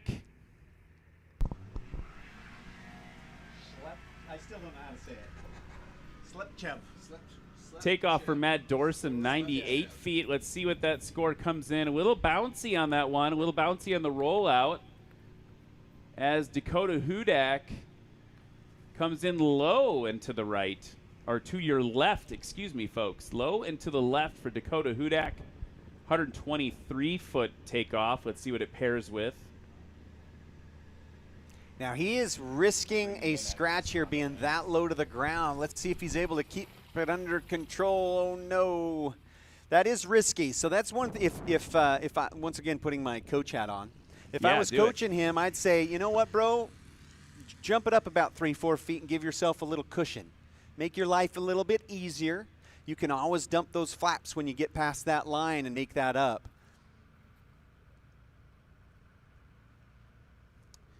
Next up in another white another white Kit Fox, it's TJ Johnson. And TJ's a little bit higher. You see how he's got that little margin of error there. Great job, under control. Just stop the prop, no big deal. It's not the first time we've seen that in competition. That's the Hal Stockman special. The Stockman maneuver. The Hal Stockman maneuver. Turn off your prop. Excuse me. And then we've got Levi Nogues. And we were someone came up to the booth. Russ Keith came up to the booth and he said, I can teach you how to say it. Guess what? Slepchev. Nope, he didn't help us figure it out. Go check out Airplanes and Coffee, though. Thanks for the assist, Russ. So shout out to Airplanes and Coffee, one of our finest aviation communities online. Everybody's welcome there. Fantastic group, very positive, very helpful if you're a rookie or if you're learning how to fly. And here is the Storch. Look at that airplane, just absolutely different. That landing gear looks like it's just reaching down for the grass. See, maybe it's just the way my eyeballs are working today, but I look at the Storch and I go like, man, that rudder should be bigger too. Obviously, it works just fine. Right. I don't know. Maybe I'm a big rudder guy. I like big rudders. You like to control things in the feet. I like it. Yaw. I like to control the yaw. All right. We have a special guest with us in the booth, Don Wade, Patriot Aircraft. Saw you out there today. How was the flying? I'll tell you, the flying is out here is always wonderful. You guys do a wonderful job here, and the event is just outstanding. How many people do we have registered? Right now we're at 36. Wow, that's really nice. Really, really nice. Such a great showing, and I got to tell you, man, that Patriot is such a beautiful airplane. I tell you, it's photogenic is what I've been told. Only if the pilot was photogenic. The pilot should be Trevor Aldridge. He's having to do his American Airline job, and so he kind of called him for a backup. And if you notice, the flying was not quite as good as Trevor's. But oh, come on! But the airplane does extremely well. We're super proud of the Super Patriot. This is the Mark II. The paint job is what we're really, really ecstatic about. It's based on Birds Adventure Center over in Ozark Mountains, part of the Fly Eyes program. But I tell you, the airplane just flies wonderful. Everything we do is kind of like Legend Cub. We want to build the airplane as light as we can, but strong. So again, a great sponsor here of the event. Love Legend, love Darren and all those guys over there. But I think we built a slightly better airplane than he does. Oh, yeah. One of the things I love about watching you fly and watching that aircraft fly is it flies just as beautifully as it looks. I mean, it is absolutely a performer. And it stacks up well against these highly modified airplanes. But your airplane is what you would get just right off, just get in a kit form, no modifications Right. really to speak of. Right, no modifications. That airplane is fully loaded, complete with IFR, autopilot, leather interior. I didn't pull any of the seats out, no nothing. That's just how I get it to go fly. Right, that's amazing. So, like I said, just as beautiful in the air as it is on the ground. I love watching that thing fly, brother. Thank you very much, and I appreciate it. And again, hats off to you guys, what y'all do over here. Awesome announcing. Your coaching is wonderful because spot on, that's exactly what I tell everybody too. But we don't want to get this guy's head any bigger than he is, but he's not one of the best announcers there are. I Awesome. think Ryan is the future of the voice of aviation. I'm really excited. Does to he not see. have a good voice? If only the face would go with it. No, he does. Got me. Yeah. The best thing about it is he backs it up with his passion, and he has lots of knowledge. Does he so not? much fun Yeah. to bounce. Does he now? Oh my goodness! I fooled you. I've been fooling you this whole time. Look, brother. You, when you start talking about these airplanes, and especially both you guys together make a really great tag team, and talking about the aerodynamics and the size of the rudder and all that stuff. And I'm with you. I can't deny I like big rudders. They work, don't they? And speaking of rudders, he was bouncing his tail wheel off the ground. You see that rudder masterfully controlling the direction, the yaw of the aircraft. Levi coming up to the line. Now, one last thing before you go. Yeah. Is that airplane going to be in the booth at Oshkosh? It is actually going to be at Oshkosh outside of Hangar B. Outside of Hangar B. Yeah, we're going to be displaying the airplane along with a couple other airplanes. Let Levi take off real quick. Oh, nice takeoff. There we go, Levi. Very nice. Beautiful job. Just a little long of 150 feet there, so probably about 160 feet. So what's the booth number? There's no booth number, but Okay. it's really the name of the company. There's a gentleman named Mirka out of Germany has designed a program, and it's called Goose. Just like in the movie Top Gun Maverick when he always says, "Talk to me, Goose." Well, this program is an IA program or AI program that goes along with your avionics system. And if you were to have some kind of emergency, or if you want to know something, you basically speak into your headset, ask it what you want, and it will give you the answer. Very cool. If you want to know where the nearest airport is, if you want to know what the CTAF frequency is, if you want to know what the AWOS or ASOS frequency, they're even doing. They've got a pattern for the NOTAM for Oshkosh, and there's going to be several airplanes that are using that program, and it's going to virtually talk them in through the different points that they need to go to, tell them what frequencies they need to monitor. So it's a really, really cool program. We're really proud to be part of that. One of the other things that we're proud of when you come over there, we're sponsored, Trevor's sponsored by Flying Eyes, which is one of you guys' main sponsors. Also, the lift helmets. So we're really excited to be, involved with all those people, Hartzell propellers, and but again, like I say, Flying Eyes and Lift is just a really awesome people. But come by and see us, check out the program, see what it can do for you. It's a real game changer for somebody that really wants to know more about what their airplane is. Say you have a fire even. You say, okay, I'm having a fire. It'll step you through the procedures for your airplane because you program that in there, and it'll tell you what you need to do, 1, 2, 3, 4, 5. Very cool. Well, That thanks is for really that cool. information, Yep. Don. Well, be a maverick, talk to Goose. Talk to Goose. That's it. All right, guys. Thanks again for your time today. Thanks, so Don. much, Don. Appreciate it. Again, that's Don Wade of Patriot Aircraft, and we can't thank you enough for coming out, and great job flying. We really appreciate it.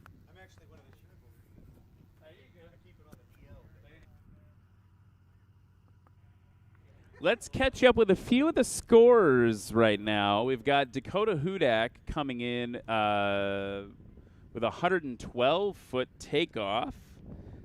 Should be on short final right now. We did have a couple scratches while we were chatting with Don. Gary Varga and Matt Dorson both scratching on their landing attempts. So here comes Dakota now, just tickling the top of the grass, holding it off.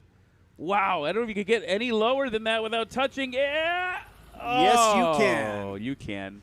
So that's what I'm talking about, that risky flying. Now, that is what cost you the competition in STOL here. So we might, I don't know, we'll go talk to him in a little bit. Give him a little. You're going to put your coach, your new call sign is going to be Coach. Coach. I don't know. Coach Corey. I don't know if I'm good enough. These guys are putting on a clinic, and a lot of these guys have exceeded all expectations, and this is so much fun to see. Here comes another Kit Fox. Yeah, this one piloted by TJ Johnson.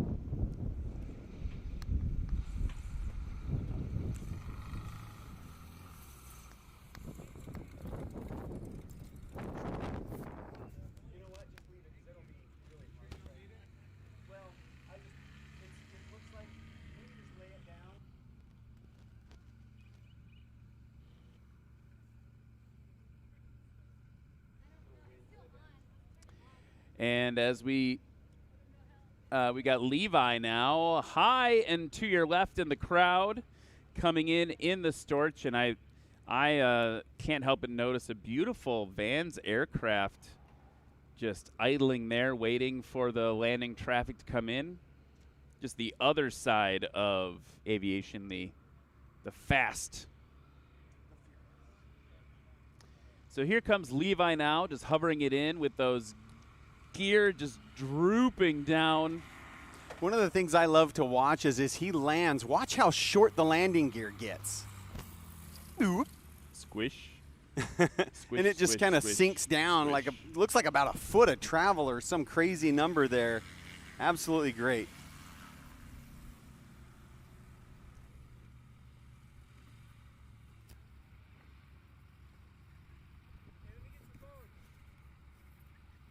So let's check out some of the scores now in this sport class practice heat. A lot of DQs that last round. Levi Nogas combined score of 373. But the best so far, actually, of this run, this heat, has been 345 feet by Matt Dorsum in the Kit Fox. So Matt is kind of dropping the gauntlet a little bit, but we've got a whole nother chunk of sport class competitors that'll be practicing today and competing tomorrow. Really cool to see the Kit Fox parade in front of you right now. It's a long-standing backcountry and home-built aircraft, and it's definitely one that's been around for a long time. And actually, one of the first, when I was first deciding to become a pilot, I saw a video on online of some Kit Foxes flying, and it really helped inspire me. So a little bit of a little soft place in my heart for the Kit Fox. They're taxiing around the line there. Gary Varga's getting ready to go. I want to talk about our upcoming events. So after Oshkosh, just a few weeks after Oshkosh, come on out to Wyoming. We're going to be at Rocky Mountain STOL in Pinedale, Wyoming, August 16th and 17th. Here's Gary Varga on the roll. Getting that tail and, settling back down and touching around the 300-foot mark. So the judges are measuring from where he initially took off, but we got to take the measurement from that touchdown point, that second touchdown point. So that's August 16th and 17th in Rocky Mountain STOL, Pinedale, Wyoming. And then after that in September 6th and 7th, Oregon Trail STOL in Ontario, Oregon. Here goes Matt Dorsum off short in the Kit Fox. He's been putting in really short takeoffs, 98 feet, 99 feet.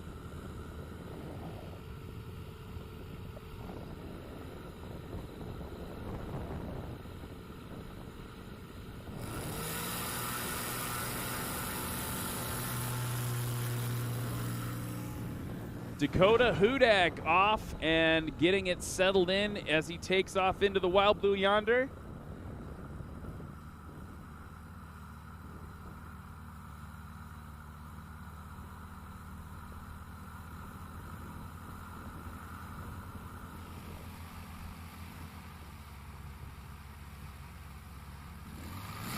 Here goes TJ Johnson.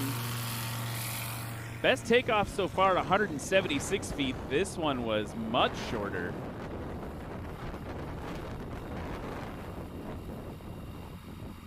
And Levi Nogas in the Storch. Taxiing up to the line. working those flaps. And he's off sub 125 as well. We're going to do a sandbag. Judges look like they're calling it 125 feet or so.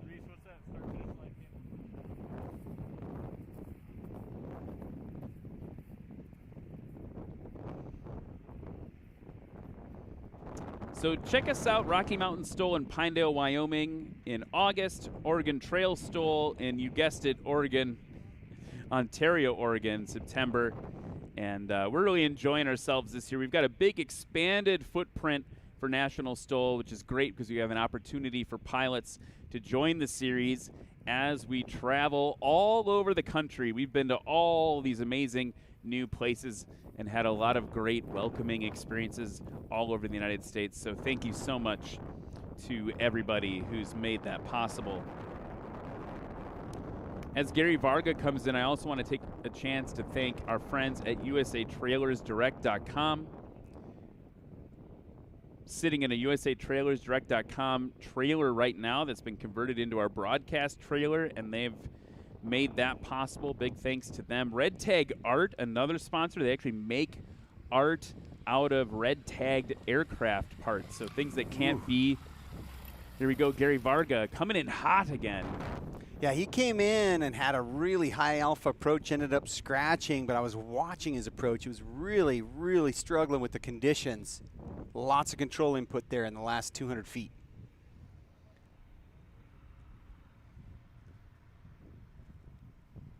And here comes Dakota in the Kit Fox. Let's see if he makes an adjustment to make his life a little easier, come up a little bit higher. This one looks like he's done that. Ooh, just a little short for Dakota Hudak.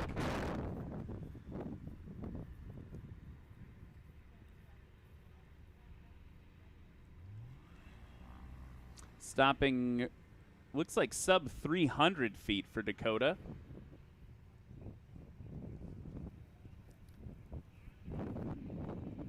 Oh. Yeah, he scratched a little bit short there. I apologize. That was Matt Dorsum. That was Matt Dorsum in the Kit Fox. This should be Dakota Hudak in the white Kit Fox. We had my Kit Foxes flipped around. Yeah, that's he's coming in nice and low again. Hold it off. Hold it off. Here we go. Oh. Okay, made it over the line. It's good to get a score on the board. Nice job. You know, challenging conditions. We've got a tailwind on one end. It's the story of the day, Ryan. Tailwind on one end, crosswind on the other. Swirling gloriousness, just like it is in the wild. Yeah, I mean, I suppose if you're landing in the backcountry along that river bar, once you're below the trees, that's going to really make some things happen from a wind perspective. Yeah, you've got trees, you got canyons, you got all kinds of things going on in the backcountry. You've got the vortices and all sorts of things going on. And here we go, another beautiful Kit Fox. Another scratch. Scratch for TJ Johnson. Is there anything, Corey, to be said about, you know, one of the defining characteristics of the Kit Fox are those flaperons? Anything to be said about how that affects them in a STOL comp or a STOL operation? You know, I think the theory is to get those into the high pressure area, or excuse me, the low pressure area, so it's in the highest, the fastest moving part of the airflow, and separating it from the wing, I guess, gives you some extra control authority. But these are also flaperons. So as he brings down the flaps, the entire trailing edge, that entire surface is coming down, and the storage coming in just looks smooth as butter every time. I love watching it squat down. It's like, I'm this tall, I'm shorter, I'm this tall.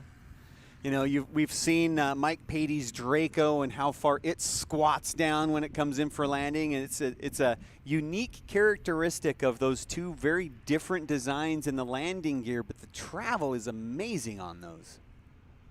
I talked to Levi a few years ago when he first started running the storage, and he actually said that he feels like sometimes he might be at a disadvantage because there's so much travel on those gear that they actually don't leave the ground as quickly as the airplane is flying.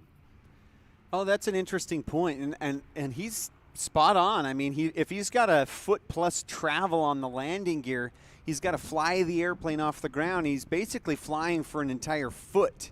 And so it's got to cost him definitely some feet there on the takeoff roll before those wheels stop kissing the grass. Let's check out Levi's scores. Best takeoff and landing was 302 feet combined. That last one you just saw, not too far off, 305.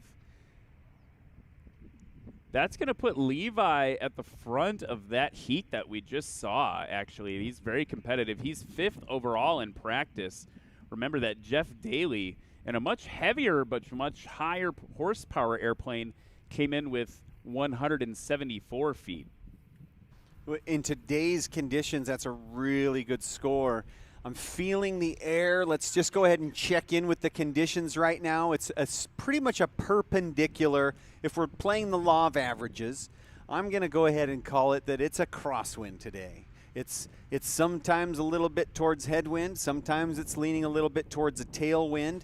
But it's definitely a crosswind, and I'm guessing probably in the neighborhood of about 6 knots right now.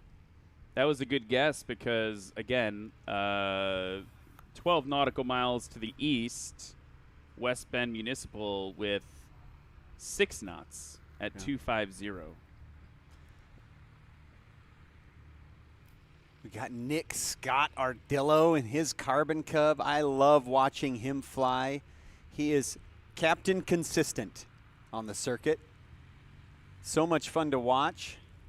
And another beautiful yellow Carbon Cub. Gotta like the classic yellow coming up. Should we get into some fun introductions, Ryan? Well, we're going to get some super fun introductions, Corey.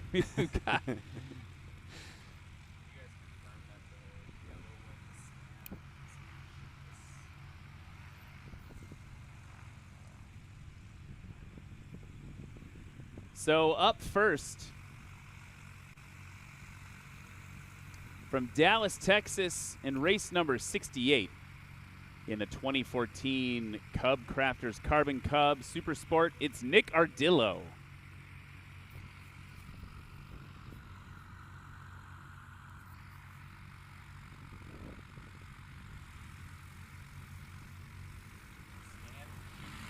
Yeah, now Nick he's no stranger to the controls of an aircraft. He has over 15,000 hours in all types of diverse airplanes, but fairly new to tail draggers, only 300 hours in tail draggers. Had the airplane for a couple years, but man, he does such a great job. Does such a great job at motivating people too. Yeah. Like he's telling me, Ryan, go be an airline pilot. Yeah. I was like, yo, on all my spare time. Next up in race 160 from Irwin, Pennsylvania, in the 2016 Cub Crafters Carbon Cub SS, it's Stan Shimkus. Stan's been flying for about as long as you possibly can. Soloed in this Super Cub at 16 years old. Fantastic. He loves the tailwheel airplanes. So much fun to watch. It's good to have you, Stan. He's all the way from Irwin, Pennsylvania, so he took quite a trip to come out here.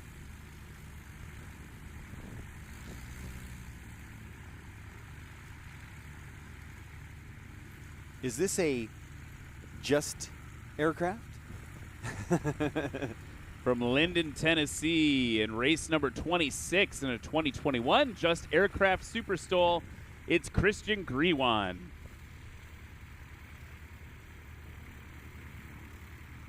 Christian would want us to mention that this aircraft is for sale. Okay, if you're looking to get into a capable backcountry airplane that happens to be painted in the right color. Yeah, I know. You like that orange? So you like the purple too? Purple works for me. Okay. It's beautiful on this particular airplane. I love it. So let's go with it. Help him sell it. Sell it by the end of the weekend, folks. There's Christian Grewan. So much fun to watch. All the way from Linden, Tennessee. Quite a trip in a Super STOL. Way to go. Good to have you. You like them orange, I like them red. And right up next to us is this beautiful 2009 Rans S7 from Louisburg, Kansas. No, where are we going? It's race 98, Brandon Rice. Brandon, like I said earlier, he's a great airplane. Now, for some reason, this doesn't look like a Hal Stockman airplane. Even though it's the same airplane, it just looks totally different. That's because Hal puts a lot of modifications into his. This one is more of a stock S7 with the big tires on there with some basic modifications, but absolutely a fantastic performer. Looking forward to seeing Brandon Rice put this thing through the ringer. Love the Rans, such a fun airplane. Yeah, let's go to the pits right now. We've got Levi in front of his Storch. Howdy, y'all. I'm Levi No Guest flew up from Killeen, Texas. I've got my replica Fiesler Storch here in this STOL competition with National STOL. Man, let me tell you, it's a lot of fun. Of course, today everybody's practicing. We're all whining about the winds because they keep basically a crosswind to a tailwind to a headwind. But pilots love to talk about the wind, and I just did my practice and got a first-hand look at the squirrely winds. But, you know, we all having a good time, not leaving any parts on the runway, so I'm good. So much fun to watch as we see Nick. Great first takeoff with a perfect 90-degree crosswind on that one, so just no help from the wind whatsoever. In fact, the crosswinds really hurt the takeoff roll, to be honest with you. Yeah, you're getting a lot less over the lifting body, right? It's not working that way. I just wanted to comment on how smooth that takeoff was. Butter. Exactly how you want it. Here comes Stan Shimkus. Getting it off short. Oh, settled back down there. Just a little bit. So the technique there is you got to get it off the ground short, but you don't want to climb out of the ground effect. So the aircraft do have a tendency to settle back down, and that momentum cannot, if the momentum can't carry you into the air, that ground effect sure will. Christian Griwan just being aggressive with that tail, putting that nose down in the grass. Woohoo! That made me, gave me a little pitter patter. That was good. Yeah, right there at the last minute, you see him getting aggressive with the horizontal. Love it. Love to see it. Another aggressive tail high approach here. Beautiful job. Just a slight bit shorter than 125 feet. Great job there in the Rans S7. That's Brandon Rice off into the sky. And let's take a look at our takeoff scores for this heat of the sport class here at Sodbusters 2024. Nick Ardillo's takeoff, 123 feet.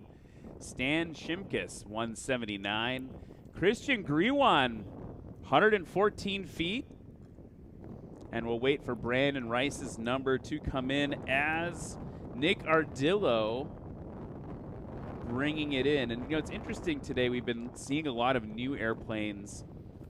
And the thing I'm noticing right now is the flap width on all the airplanes is really a big difference.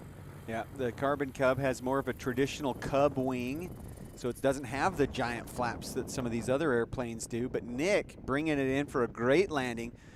A little bit of a headwind appeared right in the flare there, but it didn't help him out at all. But let's look at this next competitor. He may benefit from it, but it's swirling around so much that who knows. Well, and I got to wonder, you know, when I'm coming in the 172, I like to average it out, right? I'm not going to, like, bank on any wind that might disappear. I mean, we talk about adding gust factor, things like that. So if I'm Stan, I'm wondering, can I even trust what's happening right now? No, you know, that's what I do as well. I fly very conservatively, so if I've got any kind of a crosswind, I'm bumping up that approach speed a little bit, and I'm probably in the backcountry not going to do a full stall landing. I'm just going to fly it right to the ground just for safety. But in a STOL competition, you got to get it stopped short. So it's challenging these guys out here today. This is so fun to watch as these guys work out these kinks and figure out these conditions. A little bit more of a headwind now. As we've got the it is a Super STOL. Yep, the Just Aircraft Super STOL flown by Christian Griwan coming in. Look at those big old dangly gear legs. Big gear, big flaps. It lives up to its name, Super STOL. Good over the line, gave up maybe 75 feet. And getting it stopped right around a little over 250 feet, it looks like, for Christian Griwan. Still a very respectable landing in any scenario, quite honestly. You know, a lot of these backcountry locations that we like to go into, you know, they're beautiful. And you know, some of them are longer than others. But, you know, you can get pretty much into anywhere with a 250-foot landing roll. Brandon Rice in the red S7.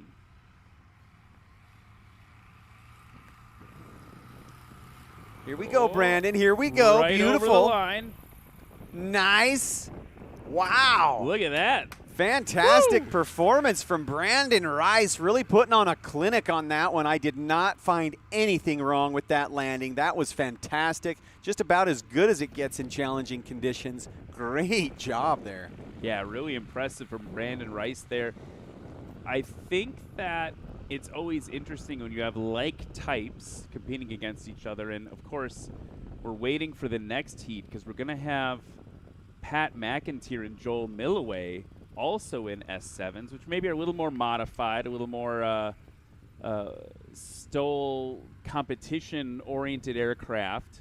But it's fun to watch someone like Brandon Rice come out and start putting up those, like, you know, competitive numbers, right? He's just getting a little bit shorter, getting close. And then Pat McIntyre, we can see him right now hanging out under the wing of his plane. I got to wonder what he's thinking. Is he going like, oh, do I have to start keeping an eye on Brandon?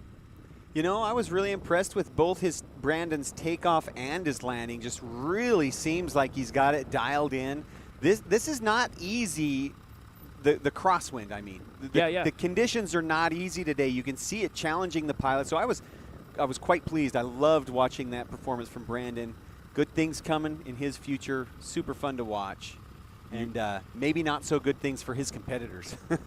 Well, you heard it here, Brandon. Coach Corey approves. Stamp of approval. So much fun. So Tiger Shark's here. I love it. I'm excited to watch. So Nick Ardillo, previous run, best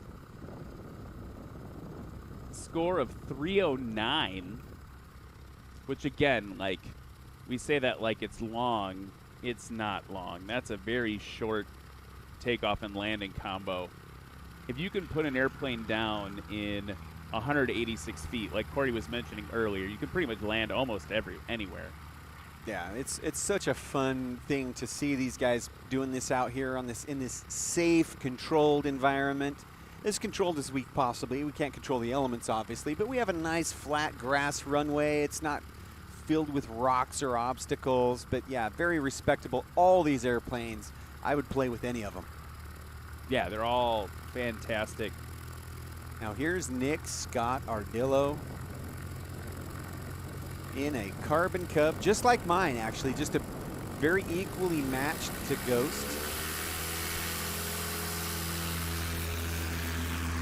And wow. He's off nice and short for Nick Ardillo there. That was a great takeoff. I would be definitely happy with that one. Surprised me, actually. It looked like he wasn't ready to fly. Just boom, popped right up into the air. Perfect. There he went. And another Carbon Cub. Here's Stan Shimkus at the line. This one also flies like it's very, very lightweight. Really fun to watch. Oh, beautiful job. He'll be happy with that one. Didn't let it settle back down that time. I was going to say, that was the big difference, right? He was able to keep it just in the sky instead of settling down there. Definitely a big improvement. Here's Christian Griwan in the Super STOL.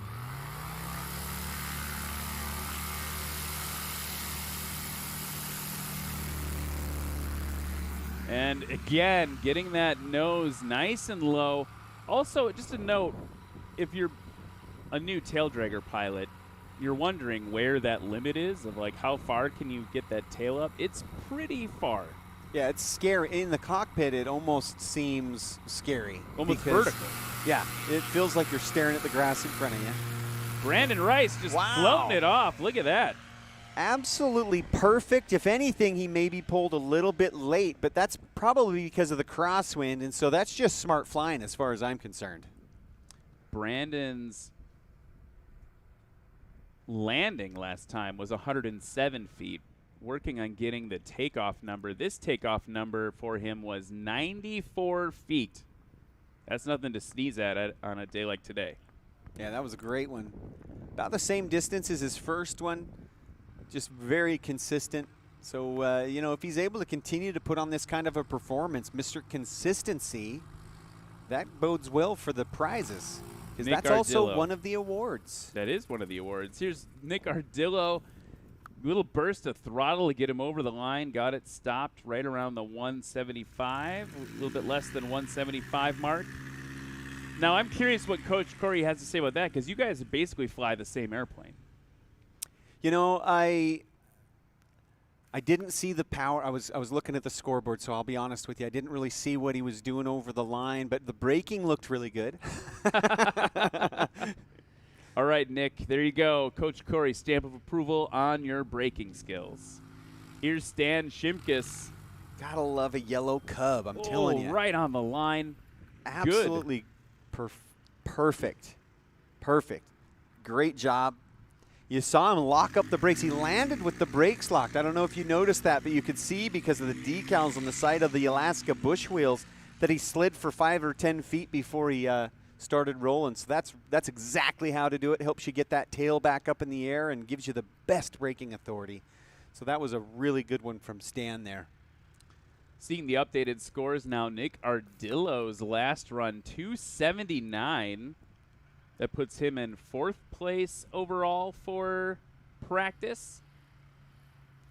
Here comes Christian Griwan in the Super Stol.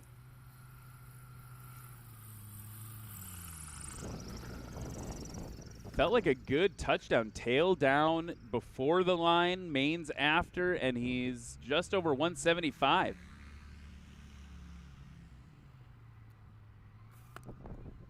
Brandon Rice on short final in the S7.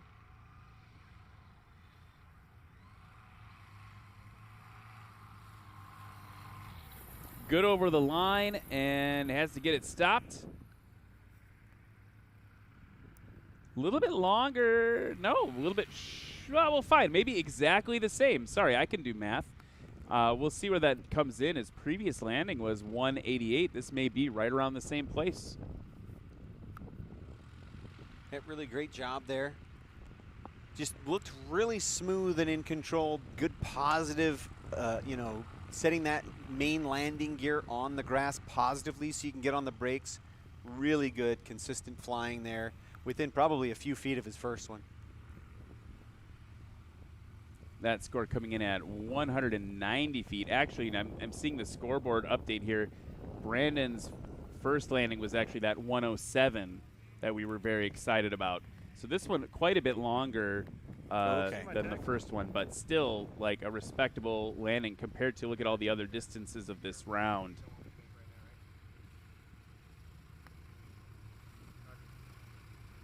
And we're ready for the third run of practice in the sport class here in Hartford, Wisconsin. Want to take a minute to remind you, check out that merch tent if you're here in Hartford. Or check it online at nationalstol.com. Great way to support the sport. And don't forget to vote for your favorite pilot, nationalstol.com/vote. You can vote for this guy, Nick Ardillo, as he full throttles up into the sky.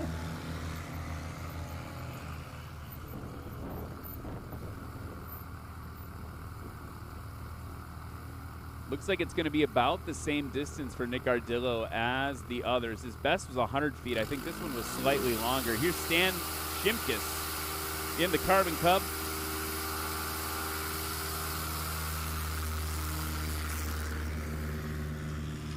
Was that a little bit of an early pull? Yeah, a little bit early there. It just kind of seemed like the wind was challenging him there, that he couldn't quite get the tail up and into the laminar horizontal position. which gives you the most thrust.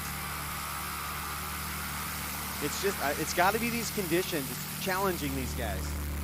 Christian Griwan taking a bite, and into the sky he goes.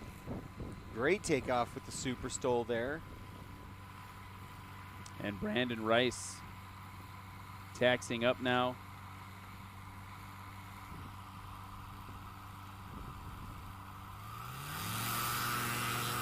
Grabbing that flap handle, popping him in, and he's off. Just easing it off there. Yeah, you know, he just got a little bit unlucky with the wind there. Looks like it's favoring more towards tailwind on this one.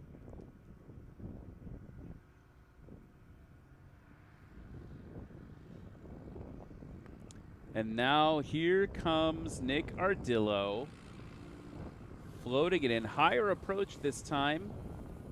Very stable, very airline pilot. We could actually hear the stall warning horn going off as he came down to the ground.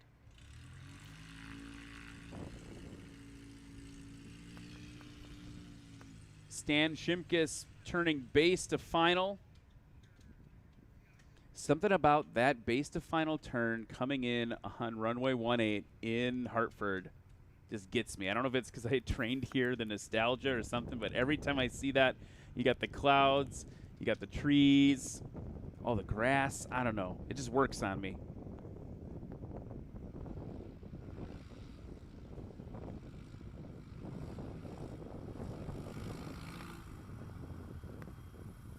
Great job there, getting it over the line. Nice braking action there.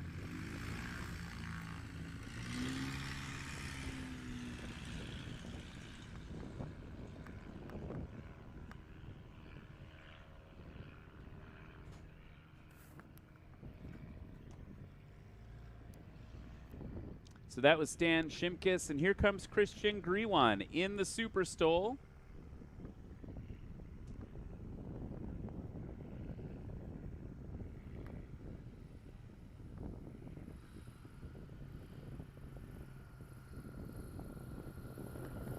Just watching with,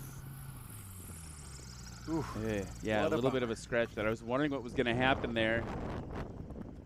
You know, it's so much fun to watch these guys just be challenged by these conditions. It's really, this is really good for them, you know, to get this experience under their belt. It's going to be interesting tomorrow. I wonder if the conditions tomorrow are going to present the same type of challenge. I think that it's going to be a good competition, and I'm excited for the Unlimiteds. Looked like he came in and actually touched down quite a bit short of the line, so he's going to just set her down long and be done for his practice round. Good decision there, good control. To answer your question about conditions, as of right now, the terminal area forecast for the area at 11 a.m. showing wind 250 at 4, which is basically exactly what it was today. Wow, so that'll be really, really good. Now we've got Nick Ardillo in the pits live. Let's listen to him. Oh yeah, practice out here. Some different stuff on the aircraft, on the Carbon Cub. New prop on it, so Jeff Daly helped me pitch that, and Micah helped this morning. So I'm just trying to figure out that. We'll see how it goes tomorrow. A few other little things I got to work on, but having a lot of fun here. Great trip up from Wisconsin. Anybody you want to say hi to? I'd like to say hi to my parents and my son Nathan at home. Oh, you can keep talking if you want to. How do you expect to do tomorrow? Oh boy, the sport class is getting really deep. It's tough, so we'll see. There's a lot of good airplanes, a lot of good pilots here. I don't know. I'll give it my best. You know, try my best. Awesome. Who's your biggest competition out here?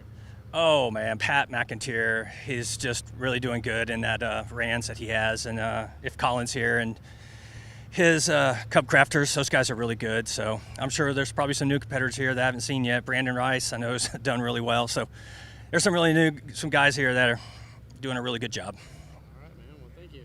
Thank you. was great to hear from Nick Ardillo. And as he was chatting, we noticed some startups, some engine starts in the pits. We've got Tiger Shark getting ready to go. Dennis Rowe coming off his victory at Appalachian Mountain STOL, taxiing up right now. Lee Boyd right behind him in that beautifully painted Carbon Cub. You know, something about Lee that's really fun is I was traveling during COVID a few years ago, and I went down and flew with some of the STOL Bandits, which he's a part of, and man, they showed me some of the most beautiful backcountry in Georgia.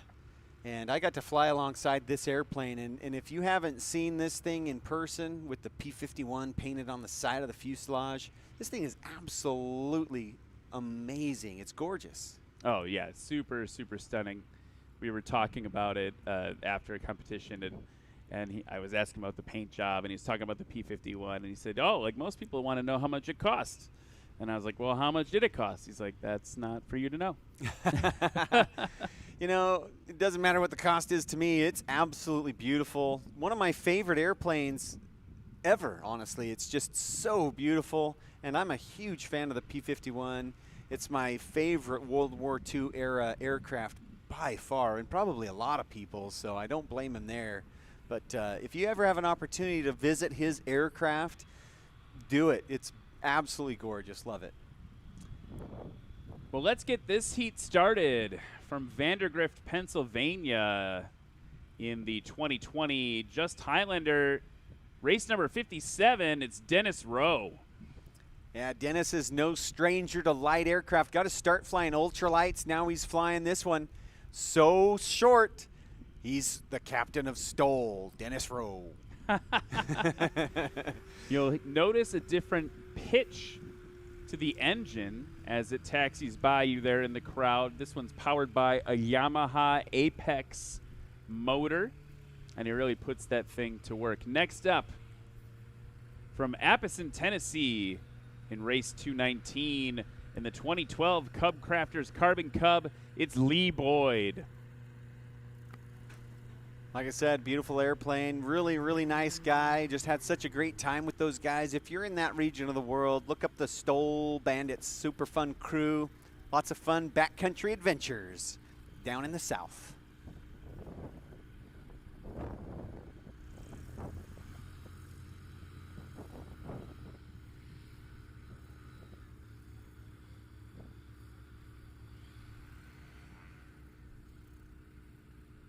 From Blackfoot, Idaho, race number 4 in the 1996 Rans S7 called Tiger Shark, it's Joel Milloway.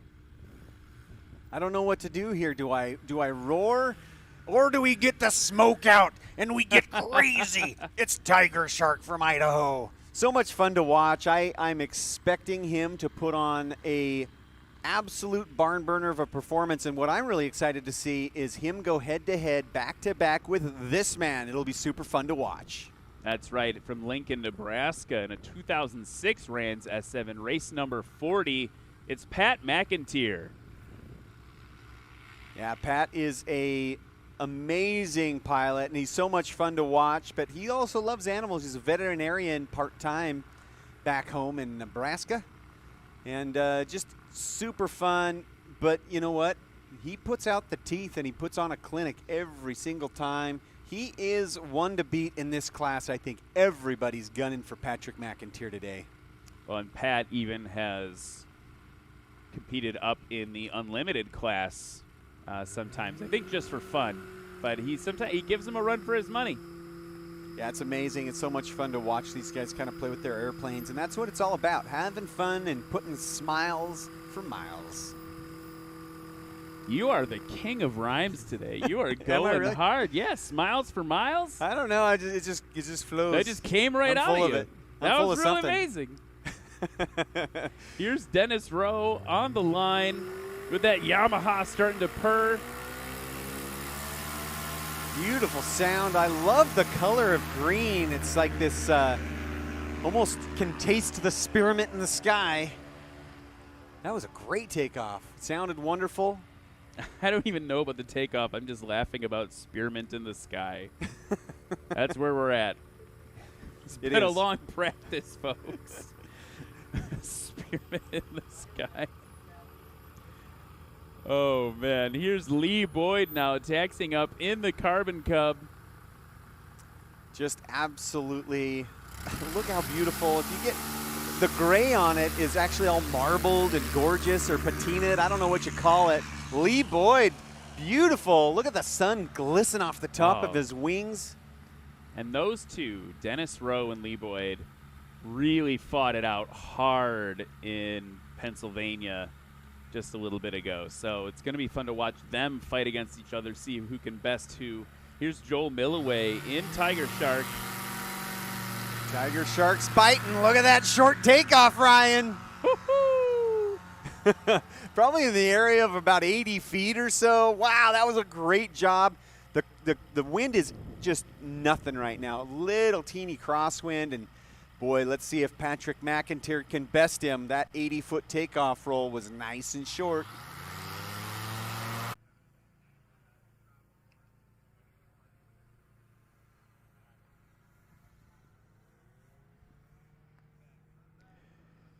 So now we've got Dennis Rowe coming in on short final, dropping that right wing a little bit, keeping it straight. A lot of energy over the line, bouncing it in. He's got to get it stopped. And look, I wonder, Corey, it's what we've said all day, the wind. You're flying on a downhill slope with a crosswind that is not consistent. It is challenging these pilots. And you saw that with Patrick McIntyre breaking down the winds for you. It is absolutely insane out here. I can't believe that I just saw a 210-foot takeoff roll, or however long it was from Pat. 274 feet. Yeah, 274 for Pat is heavens. like, what is going on? That is. Doors wide open for everybody's smiling. What happened? I'm speechless. We'll talk to him afterwards. I'm sure he'll give us the breakdown on it. Here's Lee Boyd coming in with the scratch.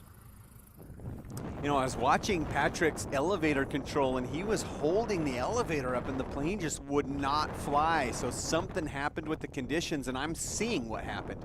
Look at those flags. We now have probably about 5 or 6 miles an hour, 6 knots maybe, on the tail. So it's crazy. And over here, on the other side of the field, it's a crosswind. This is really interesting. There's the Tiger Shark coming in, getting it stopped.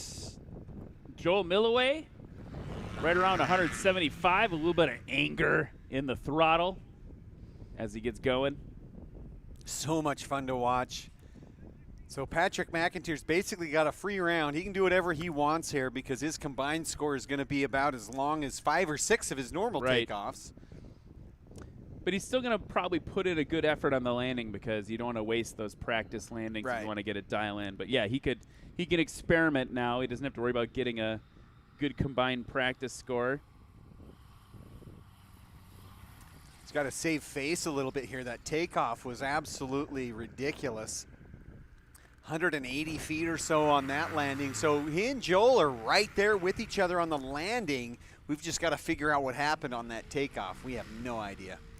So Dennis Rowe's combined score for the first round, 406. Lee Boyd with a scratch. Joel Milloway, combined score of 251. That's going to put him up in 4th place for the whole practice session overall. I think that's probably the highest score I've ever seen Patrick McIntyre put in. Yeah, combined score of 453 for Pat McIntyre.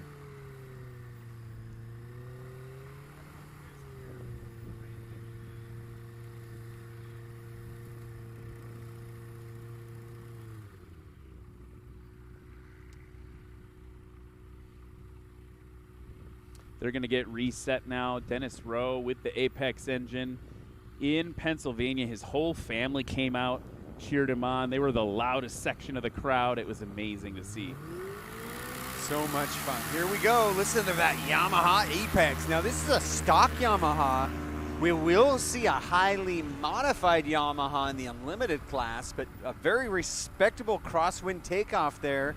The wind is actually blowing pretty good now. at least for the moment, because it's been up and down and left and right all day long. Yeah, I've got a little bit of a sense of relief every time the flags go the right direction.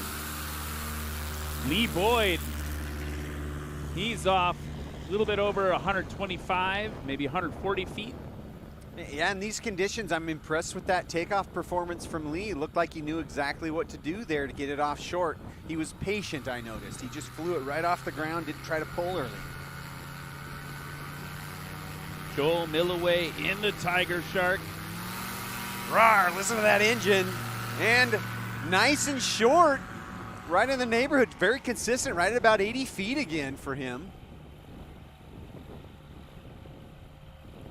And Pat, what are we going to see from Pat? What happened last time? I'm so curious. Maybe it's because he's a veterinarian and he just really likes tiger sharks. There we go. Okay, we're dialing it in for Pat McIntyre. We'll have to debrief with him on what happened on that first takeoff. And that's the problem when you're as good as Pat is. He's risen to this position very quickly. Was a rookie just a handful of years ago. And now when you have a long takeoff, guys like Corey and I get to armchair co-pilot it and go, what happened, Pat? That was a totally respectable takeoff number, but for you it wasn't. So really amazing how dramatic these conditions can impact the performance of these aircraft. But, you know, that's what we have to deal with in the wild, so this is great. I love seeing it. I love to see the diversity from one takeoff to another, and that's got to be disappointing here. He's touched down about 100 feet short, and look at the winds. Once again, calming down. Things are swirling and twirling out there. Here comes Lee Boyd turning base to final. You know, we had an internet comment after Moses Lake. Someone said, well, wow, yeah, all that wind. Why don't you guys do it when there's no wind? And the very accurate response was, well, we can't control the weather. But I don't remember who that person was, but here you go. You got it. You got what you asked for, just like a month and a half later. Here's Lee Boyd.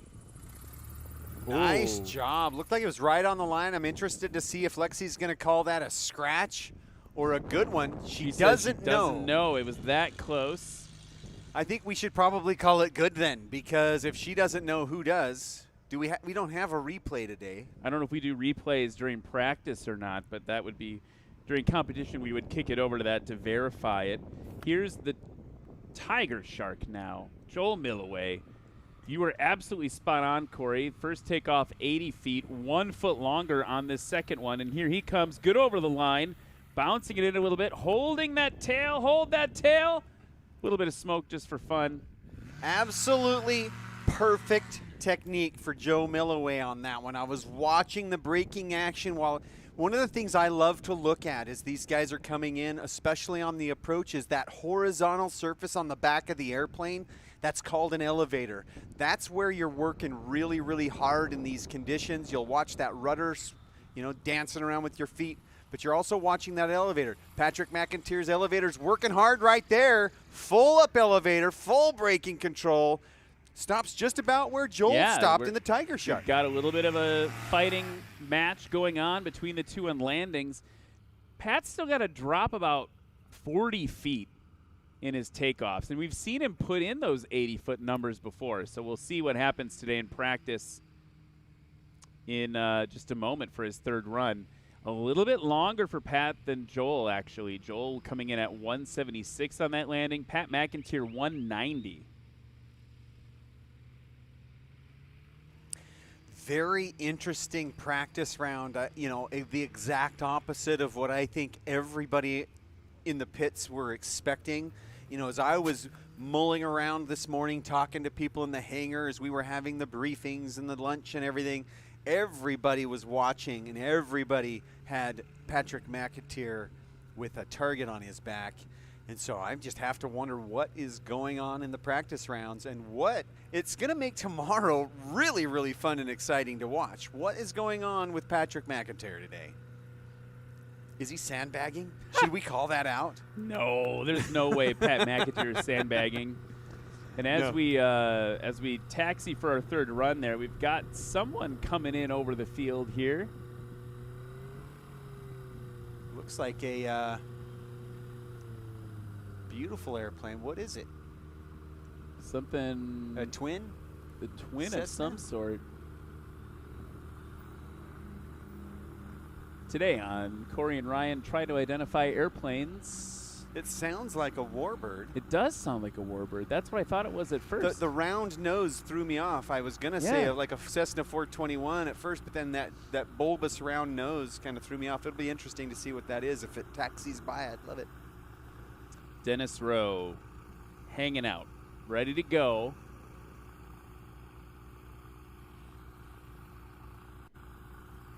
Might have been a Twin Beach, perhaps. Oh, that might be a good guess. That actually feels like it might be right.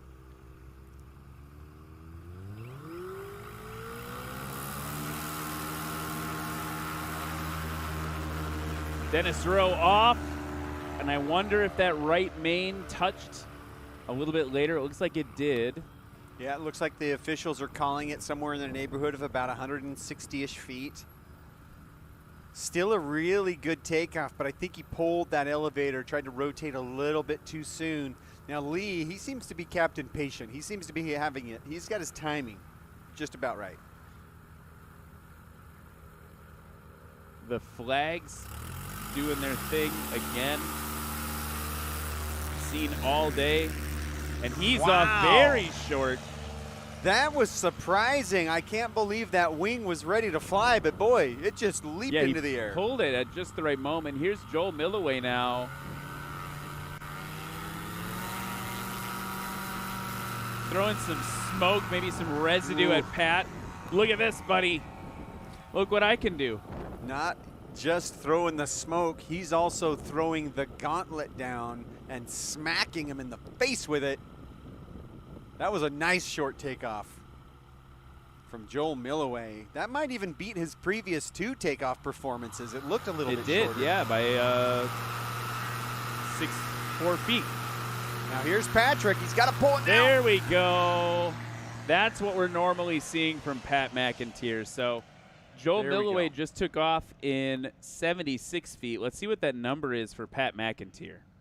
Yeah, probably just shy of 100 feet there somewhere. Still don't know what that twin is over there in the distance. It's a classic for sure because it's got that straight tail. Right, yeah, she's vintage. I think maybe you're right. Maybe, I don't know. I have no idea. It's cool looking. I'm going to go look at it later. Here's Dennis Rowe turning base to final for you. Wig Wag Lights doing their thing. Look at that beautiful green paint on there. Just dramatically gorgeous. Big scratch last time. Can he hold it off? Yeah, he'll be good over the line. Oh, a little bit of burst of throttle, though. Yep. You know, it was a smoother landing than I thought. You know, those shock absorbers, those TK1 shock monster shocks, those things can take some serious punishment. So I think that he could really drop that thing in really, really aggressively and get some short landings in. I think these conditions are causing a lot of these pilots to fly a little bit more conservatively today than what we've seen in previous competitions where they have a little bit more straight down the runway situation. Crosswinds are janky sometimes, especially when they're swirling around and you've got the thermal activity like we have today. Now Lee's airplane is just beautiful. It's strikingly beautiful. And a scratch for Lee Boyd, which is heartbreak because that was his best takeoff with 107. That was the one we were both surprised it was flying. Yeah, it was great. But, you know, he makes up for it. He gets the style points. Nearly 100 feet difference there. And Joel Milloway coming up right behind him, holding it off. Oh, with the scratch. That was incredible pilotage. He is working so hard in the cockpit. I was watching the rudder on that one, and it was swinging wide. I wonder if he caught a gust there because it was really, really close to the edge. Really good piloting there, but he just couldn't quite get it up. Pat McIntyre, good over the line. Tail touching down just before it. Get it, stop, Pat.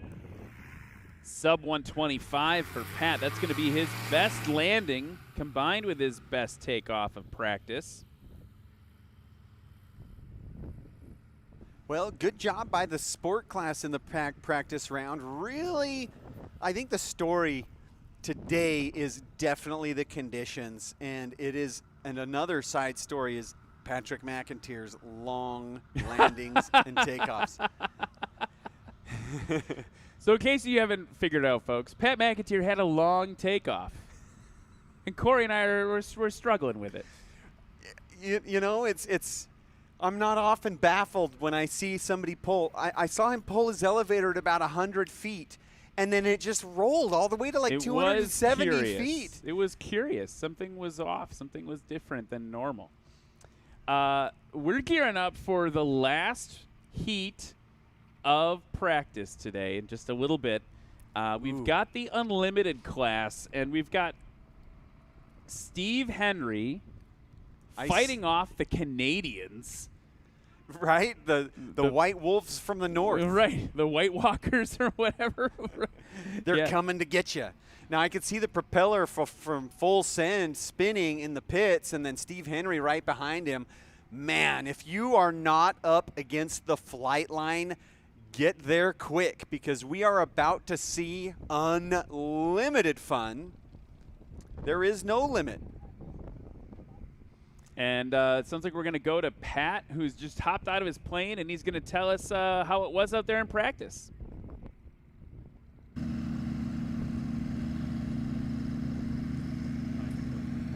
What happened, Pat? So how was practice?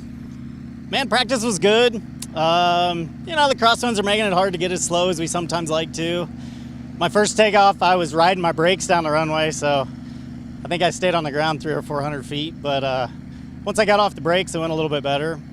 But that last one coming in, Joel Milloway ahead of me said that he caught a big gust. It was about the time we crossed the paved runway, and I caught it too. And man, it turned my plane 30 degrees to the side. So, but yeah, it was fun.